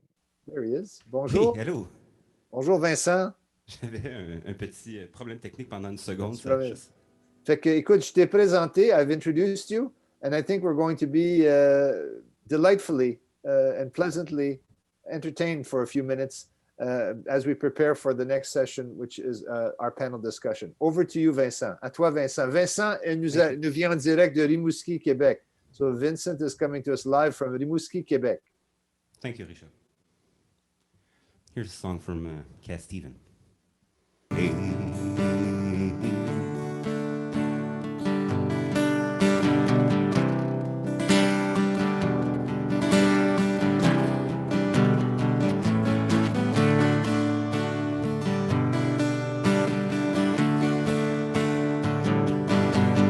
When you crack the sky,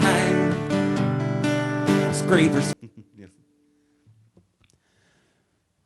C'est une chanson de Jean Leloup.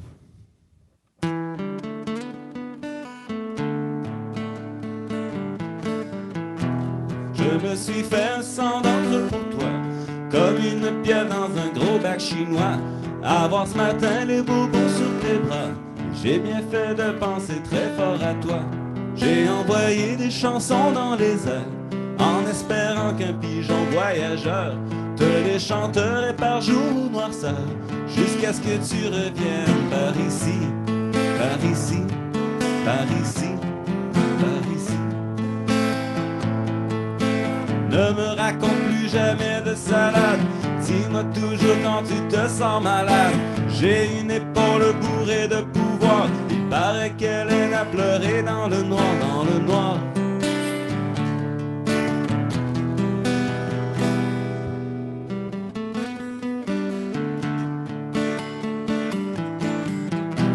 Je me suis fait un sang d'encre pour toi, comme une pierre dans un gros bac chinois.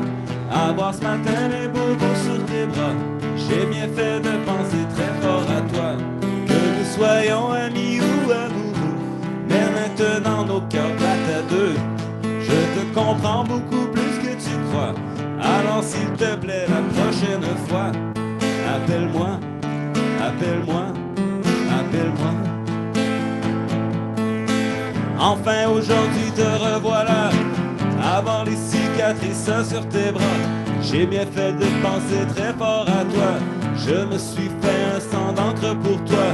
Je me suis fait un sang d'encre pour toi, comme une bielle dans un gros bac chinois. Avoir ce matin les bobos sur tes bras, j'ai bien fait de penser très fort à toi. Je me suis fait un sang d'encre pour toi. Je me suis fait un sang d'encre pour toi. Je me suis fait un sang d'encre pour toi. Le collier que tu m'avais fabriqué hier à 5h moins quart s'est brisé. Que s'est-il passé à 5h moins quart? Probablement qu'on te voulait du mal. Je me suis fait un sang d'encre pour toi. comme une pièce dans un gros bec chinois. Avoir ce matin les bobos sur tes bras, j'ai bien fait de penser très fort à toi.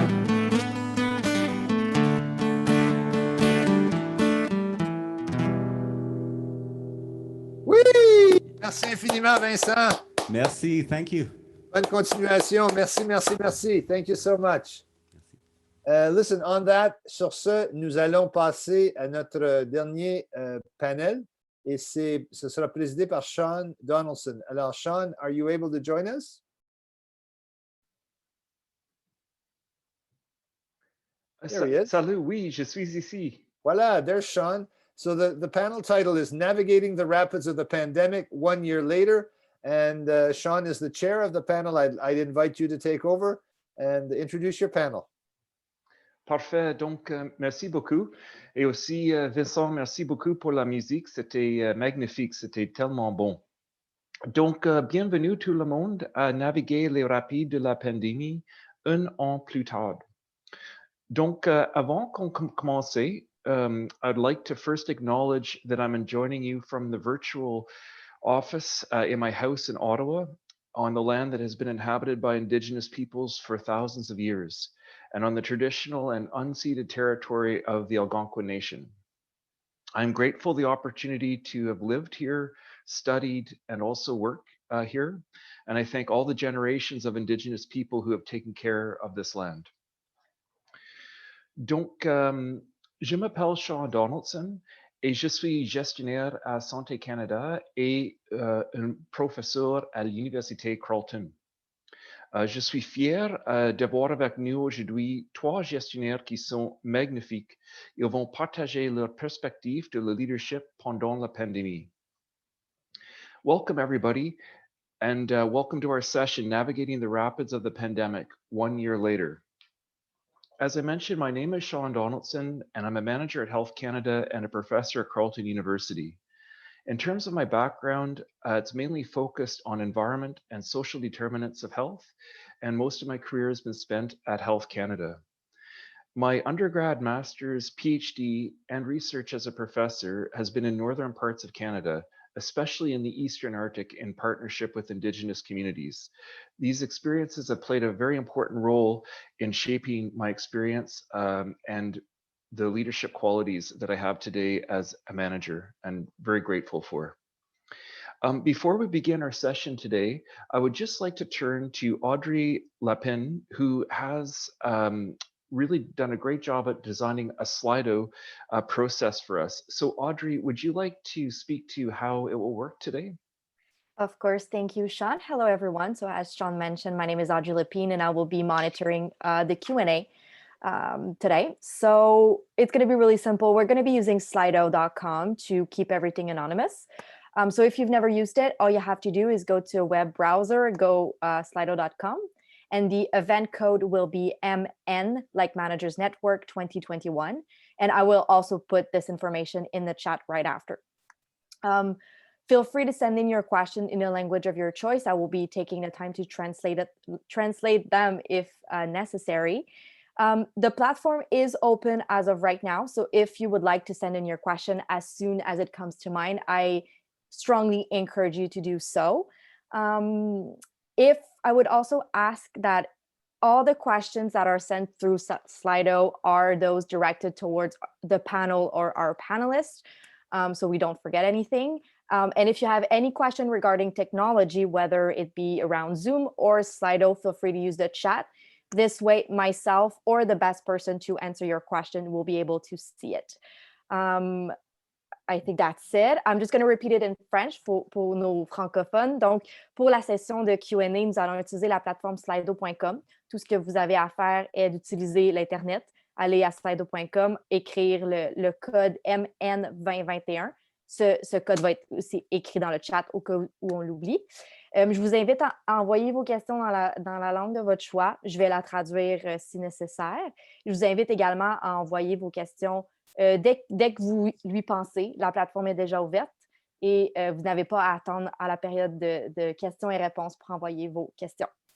Je vous demande également de, si possible, de les questions qu'on envoie par Slido, de les garder comme étant ceux pour nos panélistes ou le panel. Et si vous avez des questions au niveau de la technologie, de continuer à utiliser le chat pour que les meilleures personnes pour vous répondre puissent y avoir accès. I think that's it. So back to you, Sean. Donc, merci beaucoup, Audrey. C'était parfait. So far, the Managers Forum has just been outstanding and a very important learning experience for us as managers. And I personally have learned a lot from all of the different speakers, and there's pieces that I'm going to bring forward myself. But the goal of the session today and our panel today is to really ground it in the everyday life of a manager. As a manager, we're front and center in some of the issues, and we're really have a challenge of trying to balance a busy work life, a home life, and also dealing with some of the realities of a pandemic. So it's not easy balancing competing priorities. And the goal of this session today is to talk more about the realities in the everyday life of a manager and what they're going through and what they do to overcome it and to be a successful leader.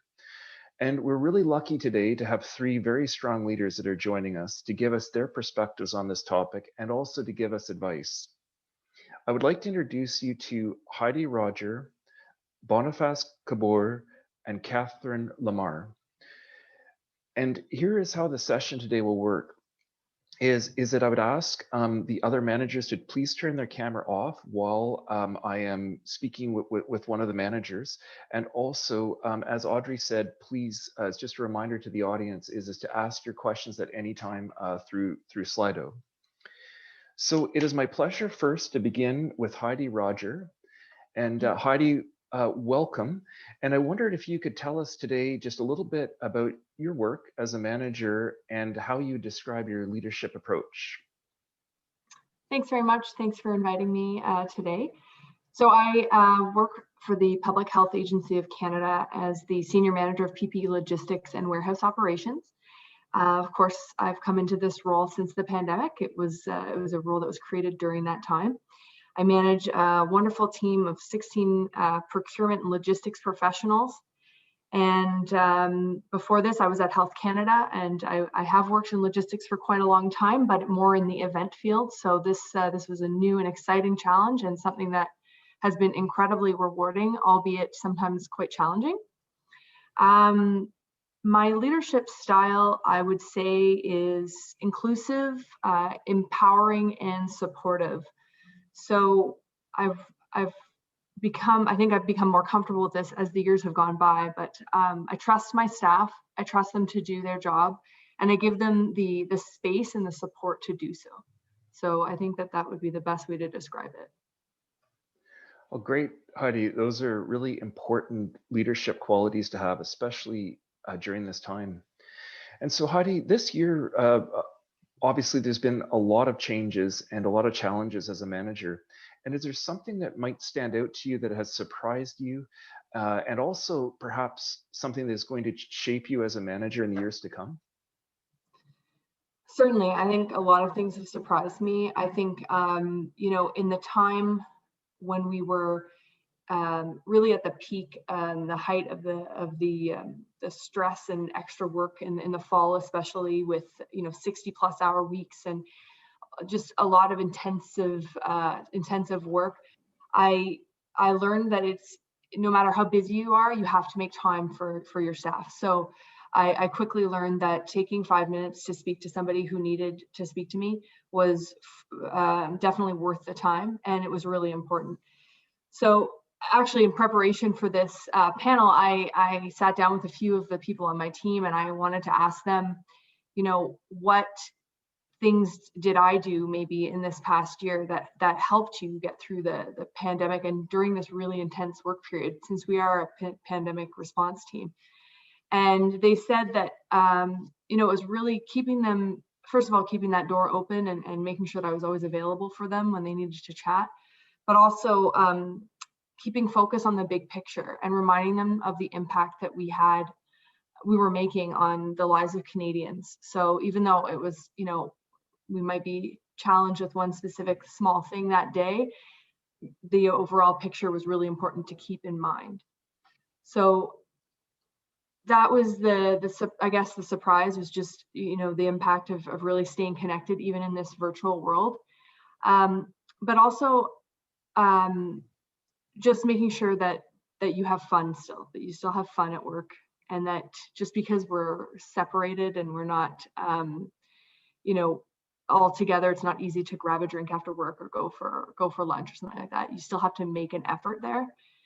And so what I did was I instituted some social events virtually. We have trivia days, trivia hours. We have you know, a cocktail hour once in a while. We have these weekly team meetings that are really important, where we discuss our wins of the week. We try to keep it positive.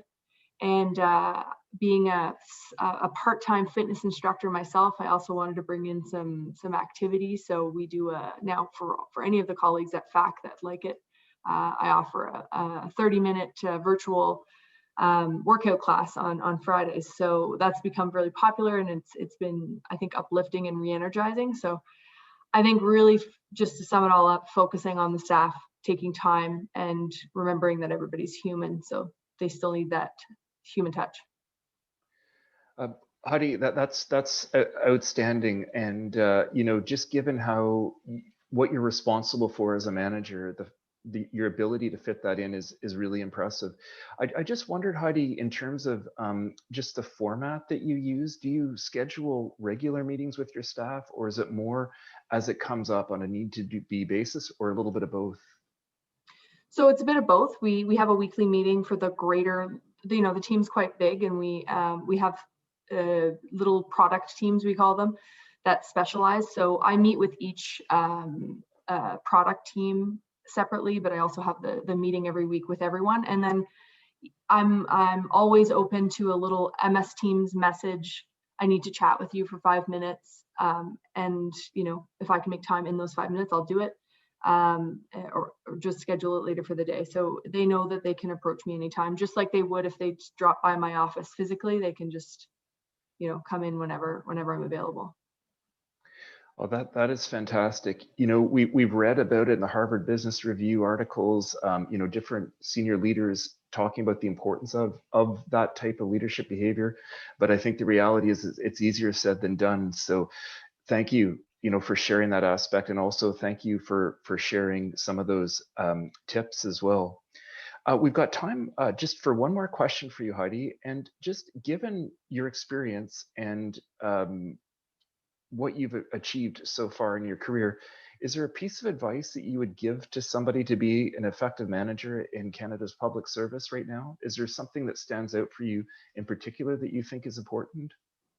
I think it's really important to that human connection, as I mentioned, and communication, listening, and above all, to this feeling of empowerment.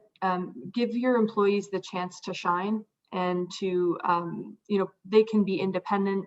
We don't always need to keep tabs on them.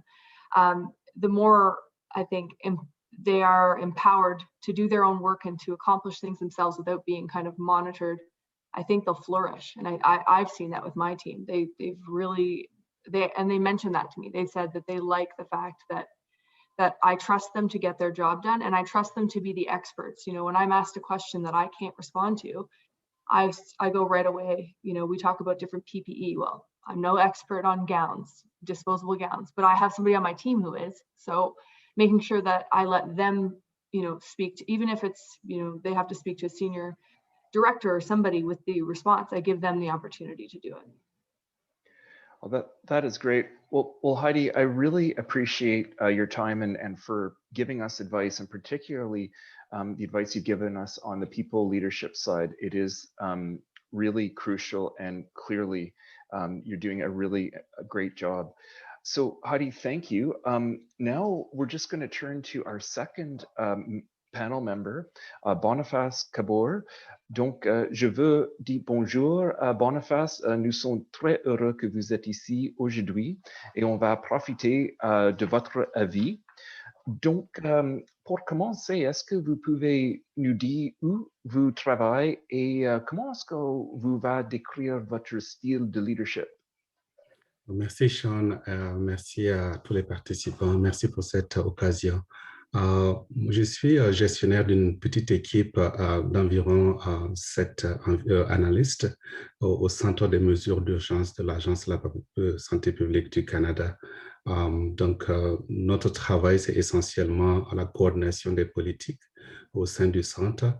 Et puis, un travail important que nous gérons, c'est l'engagement du Canada et la mise en œuvre du règlement sanitaire international, qui est un de nos gros dossiers.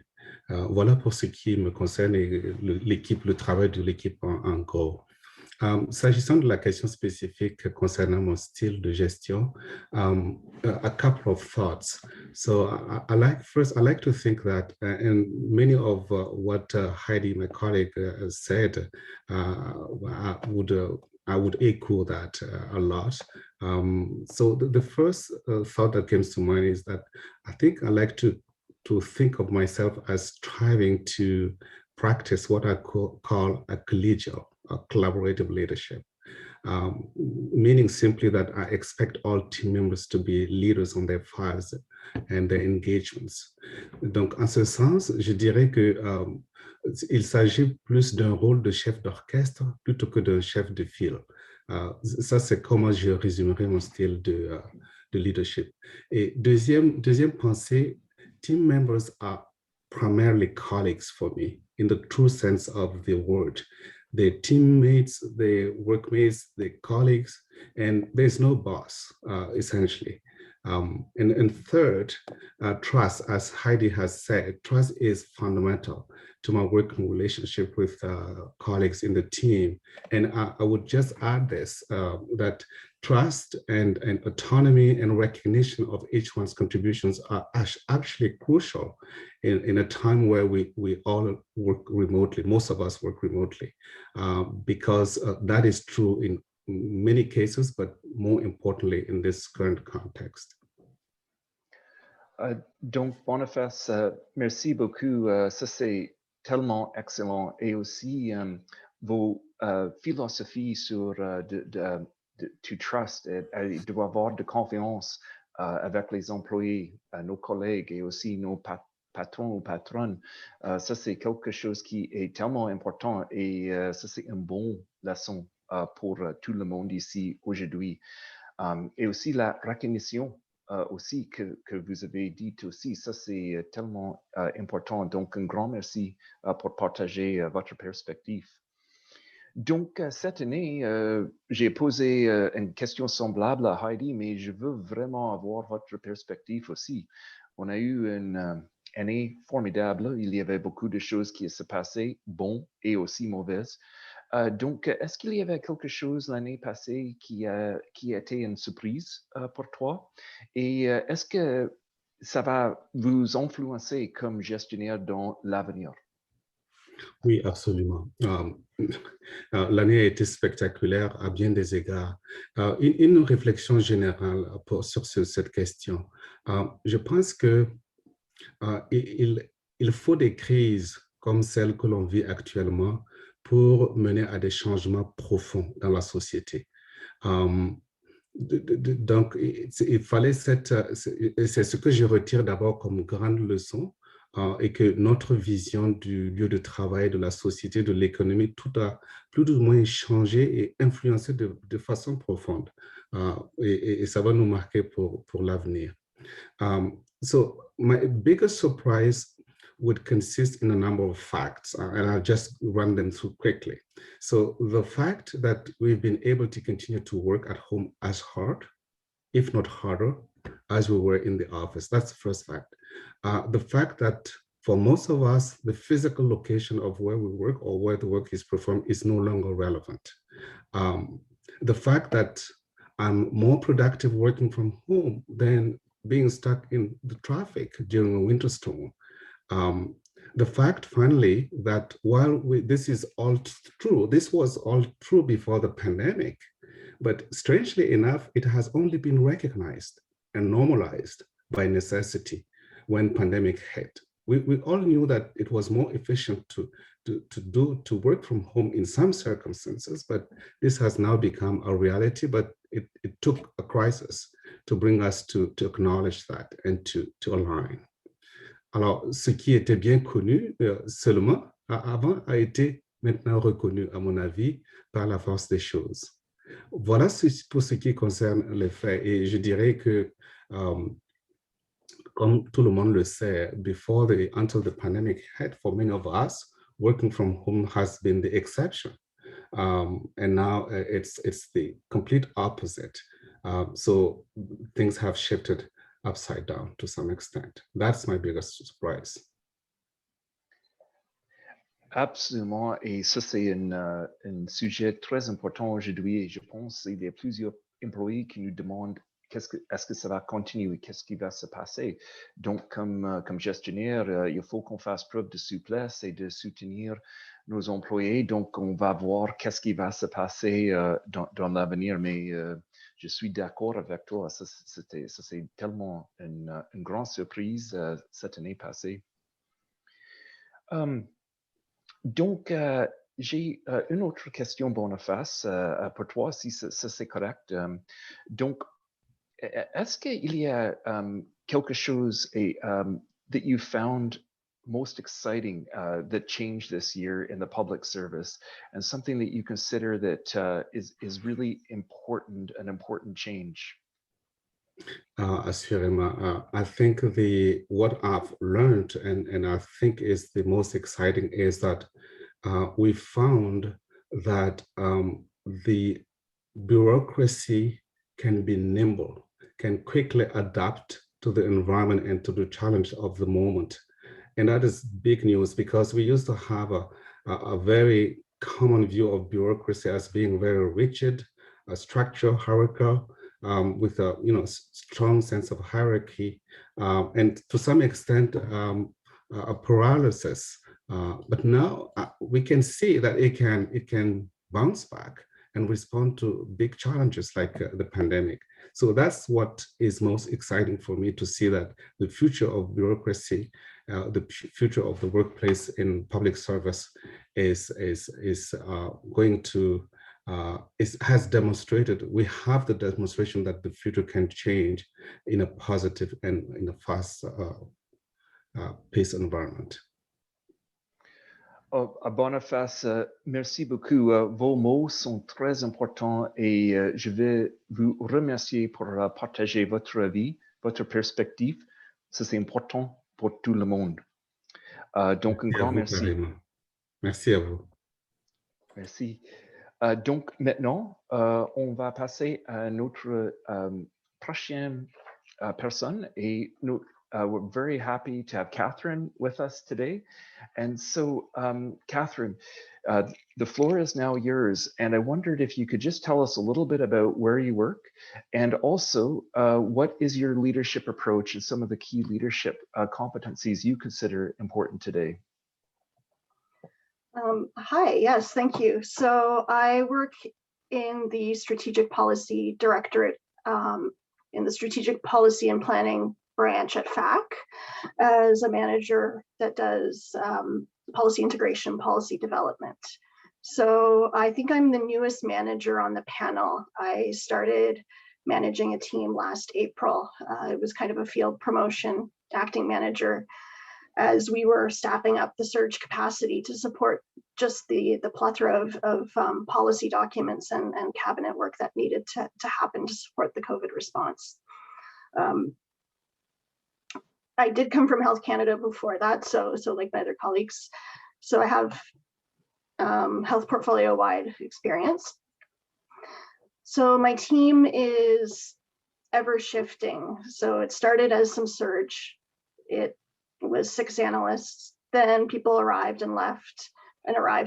Some came and stayed permanently, and now it's currently 3 analysts, and we do coordination work and support for a Tier 2 DG committee on forward policy and planning, as well as coordinating with Health Canada and within the agency, mostly related to the COVID work. So that's a little bit about me. Surprises. Yes, that was the question. I'm so sorry. Oh no, leadership style. I'm sorry. That's fine, Catherine. Yes, that'd be great just to hear a little bit about your leadership approach. And then if you're willing, it would be wonderful to get your perspective on some surprises next. Sorry, I jumped ahead there. Yeah. So my leadership style is, that was a really tough one for me. I hadn't really thought very much about leadership style. I'd been kind of thrown in the deep end and mostly trying to stay afloat. So for me, I think my leadership style is really one of ensuring that the team has cohesion with clear roles and responsibilities. And that my role is really to provide the context and the direction. So I might say this is kind of where we're going, but it's up to the team to work on getting us there. I also try and lead with empathy and humility. So this has been a very challenging year for a lot of people, and recognizing that we can't all be our best all the time. And then also with honesty. So it's scary to admit that we don't know what's going to happen next, and scary to admit that we don't necessarily know, why are we doing this request now? And so sometimes just acknowledging that, yes, this doesn't necessarily make sense to us right now, but we have to do our best and trust in the bigger picture and just keep moving forward. So that would be kind of in a nutshell how I've been leading the team thus far. Well, wonderful, Catherine. And it's just clearly you've hit the ground running. And I think so many important points about what you said, but I think it's so nice to see a leader, like you, that's saying that some days are easier than others. And we all have bad days sometimes because of this pandemic. And I think that approach is really, makes it easier for staff. And it's just a really, like you said, an honest approach. So I think that's just fantastic to be like that. And now, Catherine, you had touched on what has surprised you, but we would really like to hear more about, from your lens, about this past year. And so similar to Heidi and Boniface, is there something similar to them that has surprised you, or maybe something a little bit different? And is it shaping you as a manager? And do you expect it to shape you in your future? So I would echo everything that Heidi and Boniface have said about what I found surprising.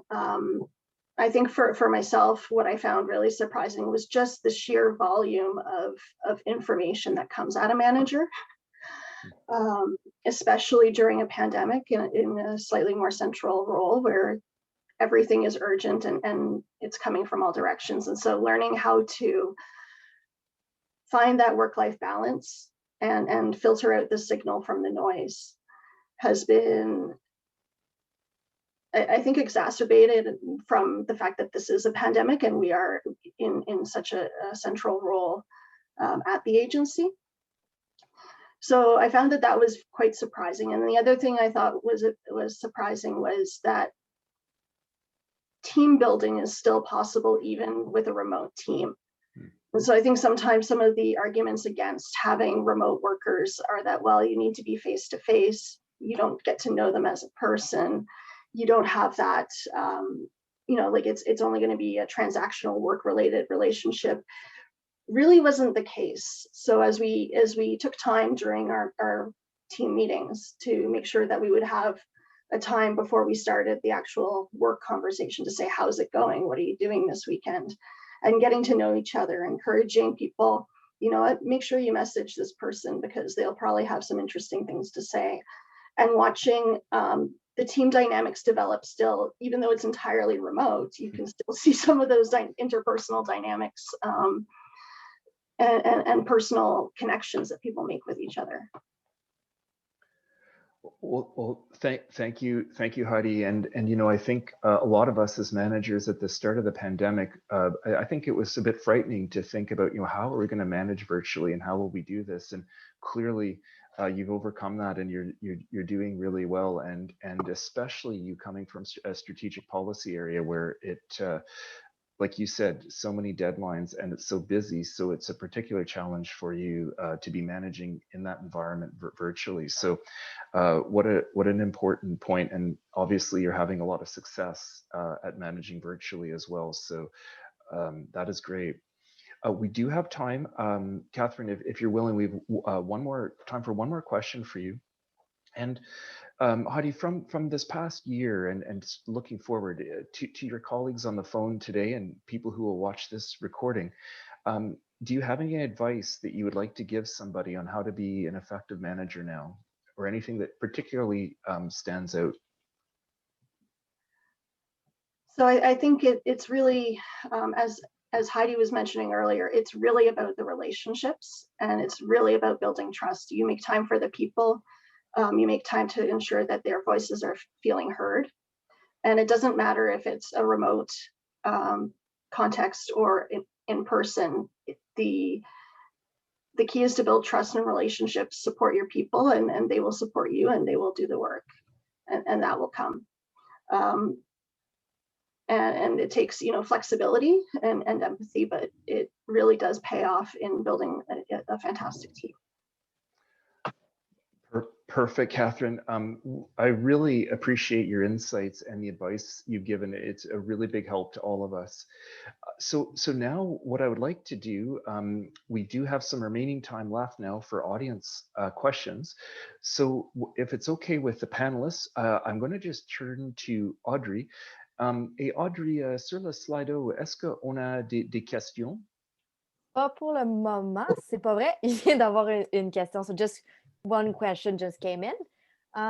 The question is, how do you make sure to take care of your mental health as a manager to be able to support your team?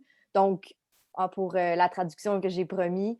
Donc, comment être certain de faire attention à notre propre santé mentale en tant que gestionnaire pour ensuite être capable de supporter notre équipe?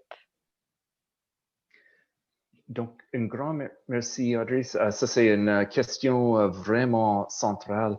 Donc, si on peut commencer, je juste vais demander la question à tout le monde. Does anybody would like to take the lead on answering that question? I'll start if you'd like. So mental health is something obviously it's been even more important this year. So it's something that I emphasize with my teams and with myself. And I've had moments where it's gotten really overwhelming and there's just been too much. And I know that I'm not going to be giving my team my best self. So I've taken those moments to step away, and I encourage them to do the same thing. So, taking a walk at lunch, even if you're insanely busy and you have back-to-back meetings, you're going to do better and you're going to be better and more focused if you take that 15 minutes to step away.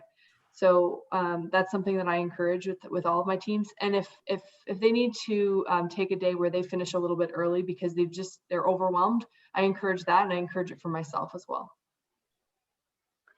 Thank you so much, Heidi. Oui, Boniface. Oui, personnellement, j'essaie de prendre soin de moi-même de diverses façons, mais principalement par l'activité physique. J'essaie d'avoir chaque journée assez de temps pour faire l'activité physique qui me met en forme mentalement et physiquement. Et ça me prépare pour la journée. It just sets me up well for the day. And I think that reflects on my relationship with my team members as well. So they encourage the positive approach I take with engaging with them makes a difference. And I also make sure that we have moments during staff meeting just to check in on each other and just to make sure that we're still okay and able to continue our work. Merci beaucoup, Boniface. Ça, c'est parfait. And Catherine, would you like to comment? Just to say, I probably should be doing a much better job of actively taking care of my mental health. It's, sometimes it's easy to become lost in the needs of your team and developing those healthy boundaries. So one thing I have done is made sure to take vacation time probably more often than I would, and making sure I take a solid week off. About once a quarter actually has been the pace. So I've taken a lot of breaks, blocks of time away where I've turned the phone off and just let things go on without me. And that has been very helpful. So taking that recharge time. Thanks, Catherine. What a key point, because in our day-to-day work, when it's so busy, it can be easy to forget that we need to be taking holidays and time off. I think as well, you know, one of the themes and messages from the forum, but also that we've learned so far as managers as well, is that in order for us to be effective leaders, we've got to take care of ourselves and be healthy. And that's a message that we've heard. But, you know, Heidi, Boniface, and Catherine, your advice and answer to that has been, I think, really, really helpful. Donc, j'ai juste vu que Richard nous rejoindre. Richard, are we out of time? Yes, we have. Dr. Tam has just joined us, so we're just about out of time. But hey, it's been great. It's been 5-star from all of the panelists. It's really has achieved what you set out to do, which is to ground us in the reality of the agency and of the department. I mean, what a perfect segue from the international back home, as it were. So, but I let you conclude with your concluding remarks, sir. Okay, well, we do not want to hold up Dr. Tam. It's so wonderful she's here with us, but I just will briefly end by really thanking Heidi, Boniface, and Catherine very, very much. Yeah, you're extraordinarily busy people, and the fact that you were able to take time out to speak with us today was really very much appreciated. So, un grand merci pour votre temps et pour partager votre avis. Merci beaucoup. Merci infiniment. And let's not forget to thank you, Sean. That was absolutely well done. Fabulous, fabulous. On that, the second last word belongs to the HC co-chair of the Managers Network. Over to you, Venetia. Hi, thanks. Merci beaucoup, Richard. I'm Venetia Lawless, the manager of the Strategic Policy Branch's End of Life Care team, working on palliative care and medical assistance in dying, but I'm speaking to you today as the Health Canada chair for the Managers Network. I want to thank everybody for carving out space in their busy schedules, for joining us today. We don't often get the opportunity to come together as a manager community to share wisdom and to learn together. Donc, ces moments sont précieux. As you may know, this is an annual forum put on by the Managers Network, although due to COVID, the last time we met in person was October 2019. Then we were all in one room, face à face, with only a handful of participants joining virtually. And here we are almost 18 months later, fully virtual. So it's hard to believe that one of the topics we discussed together then was how to manage virtual teams. And perhaps even harder to believe is that at that time, there were many leaders who were on the fence about telework or working virtually.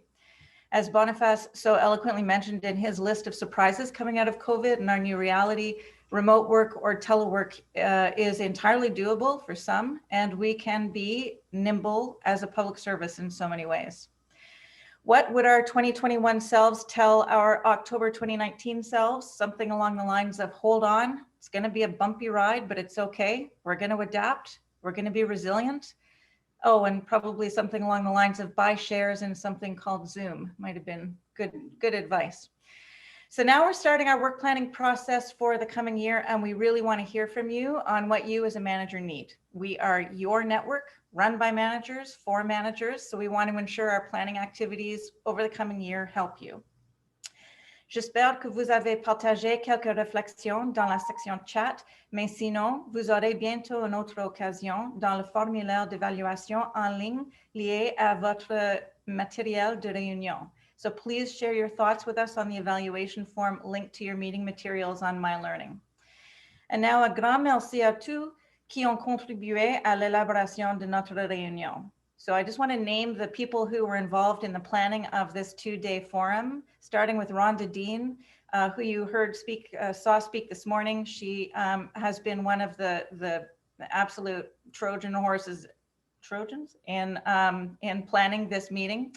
Also, Carolyn Bork and her team, and Dutin-Goodhew and Carrie Kierstead, Sarah Evans, Sean Donaldson, Vanessa Bolak, Daniel Crowder, and our 2 champions, Jocelyn Voisin and Cindy Evans, Andrew Letourneau, who is our AV support, Christine Mao, Derek Jones, and Allison Cheng, who are the leaders and support in our network secretariat.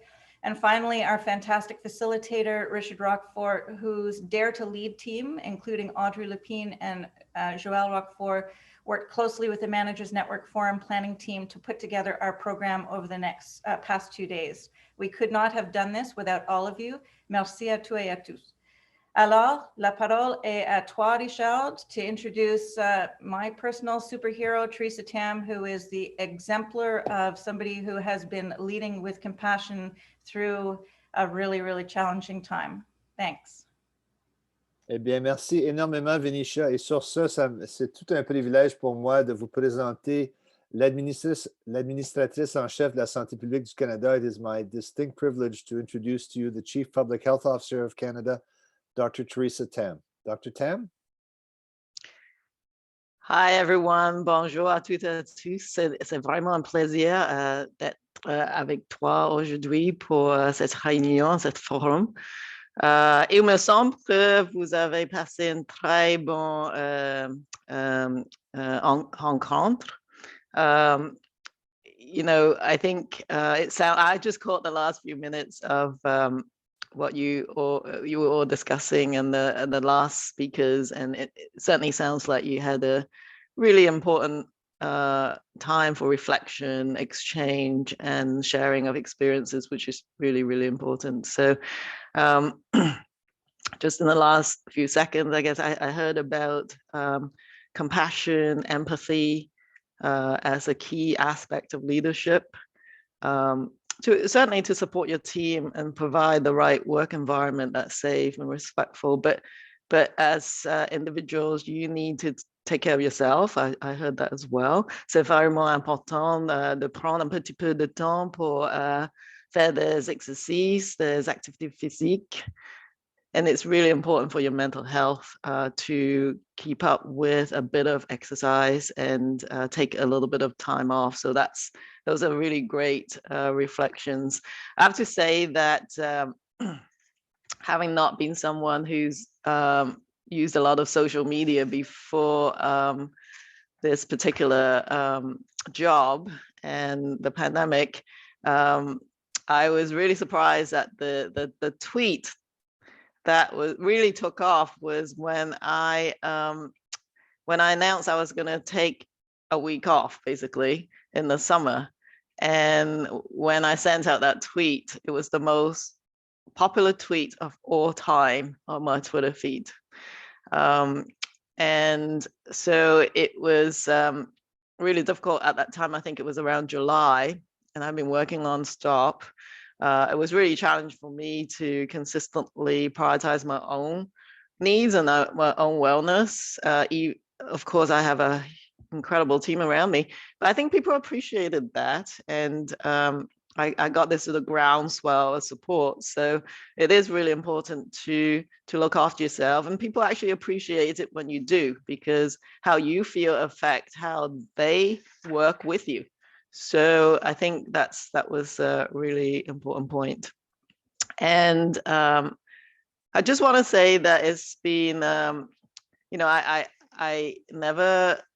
been in, you know, pandemic preparedness for probably most of my career, and never thought that I was going to be in this particular position at this moment in time with the biggest public health crisis that collectively we have experienced essentially around the globe. And so there I am, I found myself in this rather interesting and privileged position, but has carries with it a lot of responsibilities. I work, of course, do a lot of work with provincial and territorial chief medical officers of health, and we often try to cheer each other up and make sure we're there for each other. And so some of the things that we would do was just to share inspiring quotes, and Maya Angelou is our favorite, and I just had a session with them just now, the Special Advisory Committee, our 133rd session, and the quote that resonated was, "I do my best because I'm counting on you, counting on me." And I heard that several times during the course of this pandemic, because we knew we would do better if we're counting on each other. And so as managers, sometimes, you know, you would feel that you're in a bit of a lonely spot. So using networks such as this and leaning on each other is really important. It gets lonelier and lonelier as the further you climb up the sort of government set up hierarchical structure that we work in. And so it, starting whichever level of management you do, begin to get that habit of sharing with each other your experiences and leaning on each other is really, really important. So, the other thing is that we, key thing is to get out of your comfort zone. Well, we all being taken out of our comfort zone in every aspect of our lives, not just our work, but your families. Your kids are probably running around at home, even though you have to try and work from home. So there's lots of different changes. And so after this, you should be open to all sorts of things that take you out of your comfort zone, because this year is all about that. So being self-aware is important. Lean on each other, listen to each other. And then, resilience. I've been asked to talk a little bit about that. Resilience, of course, is about not the fact that you wouldn't feel run down, or that you don't feel you maybe performing how you would like and your team is tired. Resilience obviously means that you can be dented, of course, but you need to give yourself the opportunity to bounce back. So developing that resilience is important, but quite frankly, you're already resilient. The fact that you're here and you're, a year and a bit later, a year since the declaration of the pandemic, but we had been working, of course, since for the very start of January of last year. And so that, if that isn't resilience, I'm not sure what is. Tenacity, for sure. And keeping up with this kind of pace is not sustainable for anyone. So in my usual sort of marathon analogies, I think of the watering stations, and where you have to, get a bit of Gatorade, or, chew on a bit of glucose containing food, is the same, on our journey towards our response to the pandemic. And so a key theme, just switching focus a little bit. I don't know if this was discussed during your exchange, but part of my whole mandate as the Chief Public Health Officer is built on doing my part to help achieve health equity. And I think that I would, look towards everyone, all of you, everyone in this country, quite frankly, and anyone who works in the health system, public health and healthcare system, to do our part in reducing stigma and discrimination, and also trying to do whatever we can to level up the playing field and try and achieve health equity. Not something that is done overnight, but I think this pandemic, as I said, has really brought to fore to the general public what happens if you have inequities, what happens to the most disadvantaged and vulnerable in our society during a crisis. And so I think there's several things that you can practically and concretely do in your daily work that can help achieve this. A more equitable society is one, certainly listen to and engage the population that you're trying to serve, and look at many different ways of doing that. And you can do that differently. You've got all sorts of innovation going on in the last year, how you engage, and virtually as well. And we learned through behavioral insights and science that, of course, stories are better than data, or stories have to be layered upon data. And stories are just data with a soul. A lot of what we do at the Public Health Agency in the health portfolio is the gathering of data, but remembering that behind every person, every statistic, there is a story to tell. And by doing that, you can be more effective at reaching that ultimate goal of health equity. And of course, posing critical questions to yourself as to not just who's at the table, who's on your invite list, but who is not. exploring barriers that are within your control, for looking at bringing in those sort of new perspectives, and of course supporting staff in their professional development in the equity space. So I think also commit to change and measure it. I think as science and data based organization, measurement is important. So using your existing tools and maybe new ones, you can certainly look at how you are advancing the equity agenda. And all of you can be champions. And so I think, you know, in wrapping up, managing staff who are working from home, who may be impacted themselves in their health and having to look at family, has been unique challenges this year. Even more so when you're really at the eye of the storm, at the nucleus sort of the response. So, and I just want to thank everyone. All of your efforts are very much appreciated, and you are making a difference to protecting the health of Canadians. And you know, I feel that every day, and as I walk up to the press and get asked questions, I know that I can be confident in what I do because I have all of you behind me and supporting me.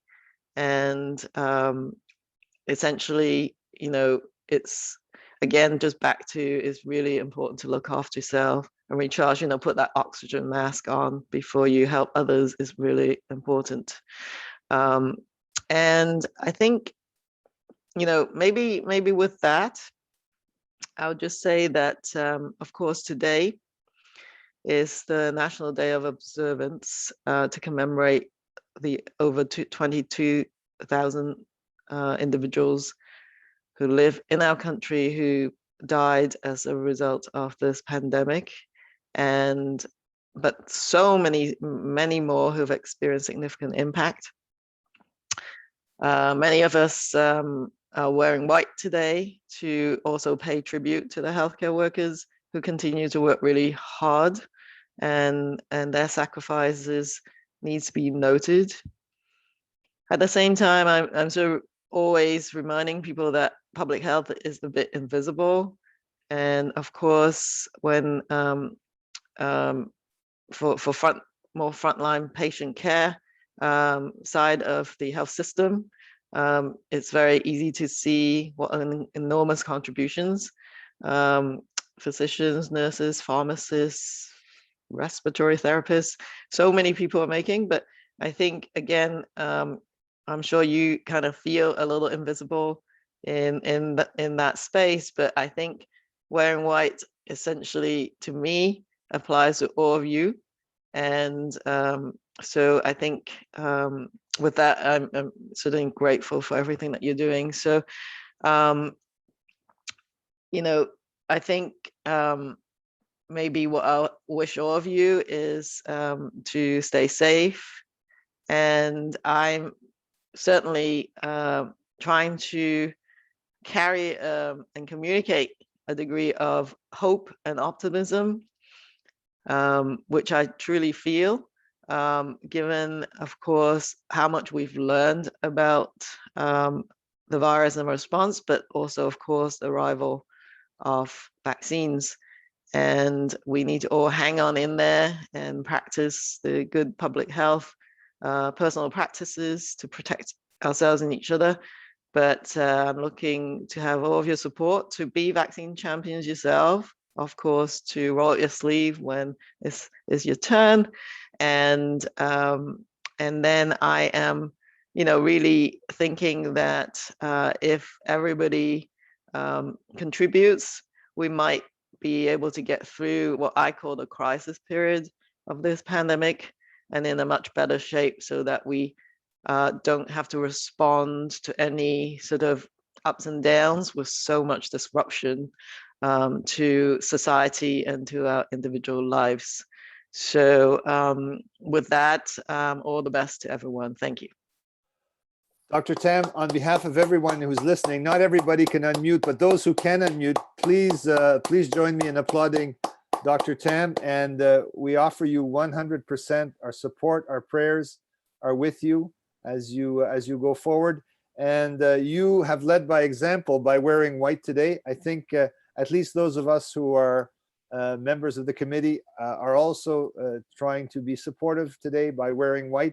So if you are a member of the committee and are able to turn on your cameras, please do it now. And let's show Dr. Tam that we are one team, one mission. Woo! Fantastic, fantastic. Sean, there we go. There we go. We're all there for you. I think I missed some musical event and I wish I was there, but you know. There you go. Thank you so much. And thank you all of you for joining us for these 2 days. They've been fantastic. We've learned a lot together, and all the best to everyone. Take care. See you next year.